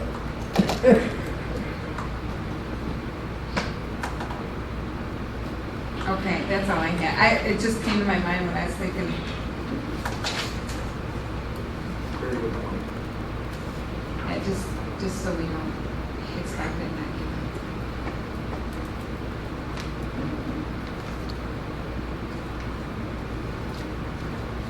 Done?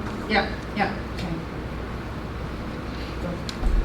So last fall, that Smith told me about a grant that was being written. Fire Chief of Wood, I called him and got in on it in the last minute. It's for air packs, air bottles, and masks that we were in the structure fires. As it's proceeding, it looks like that grant is getting, they confirmed the bank account numbers, there's some kind of an MOU.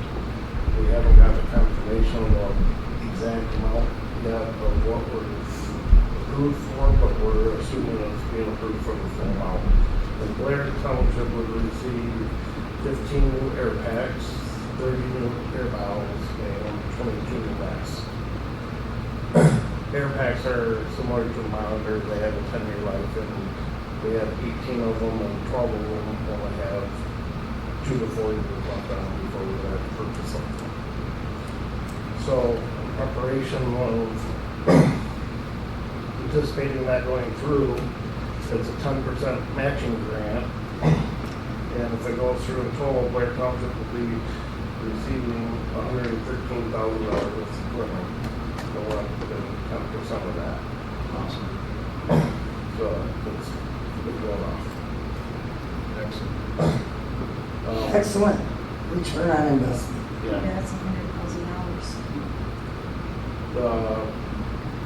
Chief Benson has to submit 2 quotes. He's only gotten the 1 so far. And we're going off the 1 quote he has for the cost, but we'd like to put $15,000 in from budget amendment. He's requesting a budget amendment to use $15,000 of fund balance in the fire fund to secure Blair's portion of the grant. That's my motion. Support. It's been moved and supported to approve the fire budget amendment to place $15,000 from fund balance to secure the air pad grant. Any further discussion?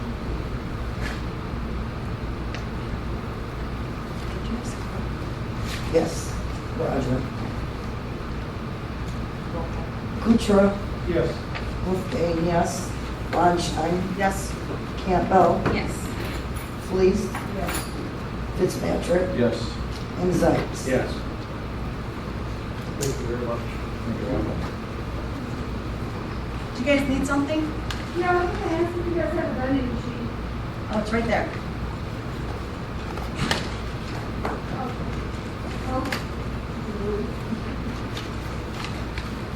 Are we adjourned? No, extended public input. Oh, It'll be real quick. no problem, Doc. No problem, Doc. Linda Pepper, and I just wanted to go ahead and say, several times tonight, we kind of disparaged government, but you are what government is supposed to be. You have written a grant, or Nicole's written a grant for $100,000 to hook up 15 families who it probably would be pretty hard for them to come up with the money to do that. You wrote that grant, you're protecting them from PFAS. And it couldn't be done without a government that cared. You spent the time, you listened to the people who came, you thought about it, you tried real hard, you came up with the best decision you could. This is what government is for, where we all get together and we help each other. So thank you. You are just a really good example of why we have governments. Thank you. I do want to throw out a huge thanks to Dan Thorell from the Grand Forks County Health Department, who pushed me on this grant, who did a lot of research with me. We had a lot of meetings. It was awesome because I didn't know him prior to the whole PFAS thing happening. So not only did I meet and did we collaborate information, but we got to know each other and develop a friendship as well. So it's just a good teamwork, good collaboration between our township, Grand Traverse County. I have that with the road commission. I have it with MDOT. We have this board and collaborating with these other entities has been awesome. And I think a lot of it has to do with us being fairly new working together board. Well, we're a brand new working together board. But just all of us reaching out and getting to know. We're not politicians. We're 3 years into this baby now. Well, yeah, I guess I can't say that anymore. Yeah. Well, they say Yes. the first year, our first term as new board members is the learning year, and that is a fact. That's a fact. Say how nice it is to see the board all work together.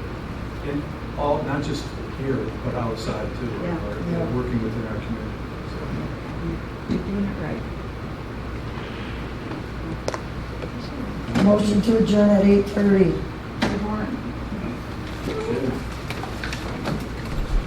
Good.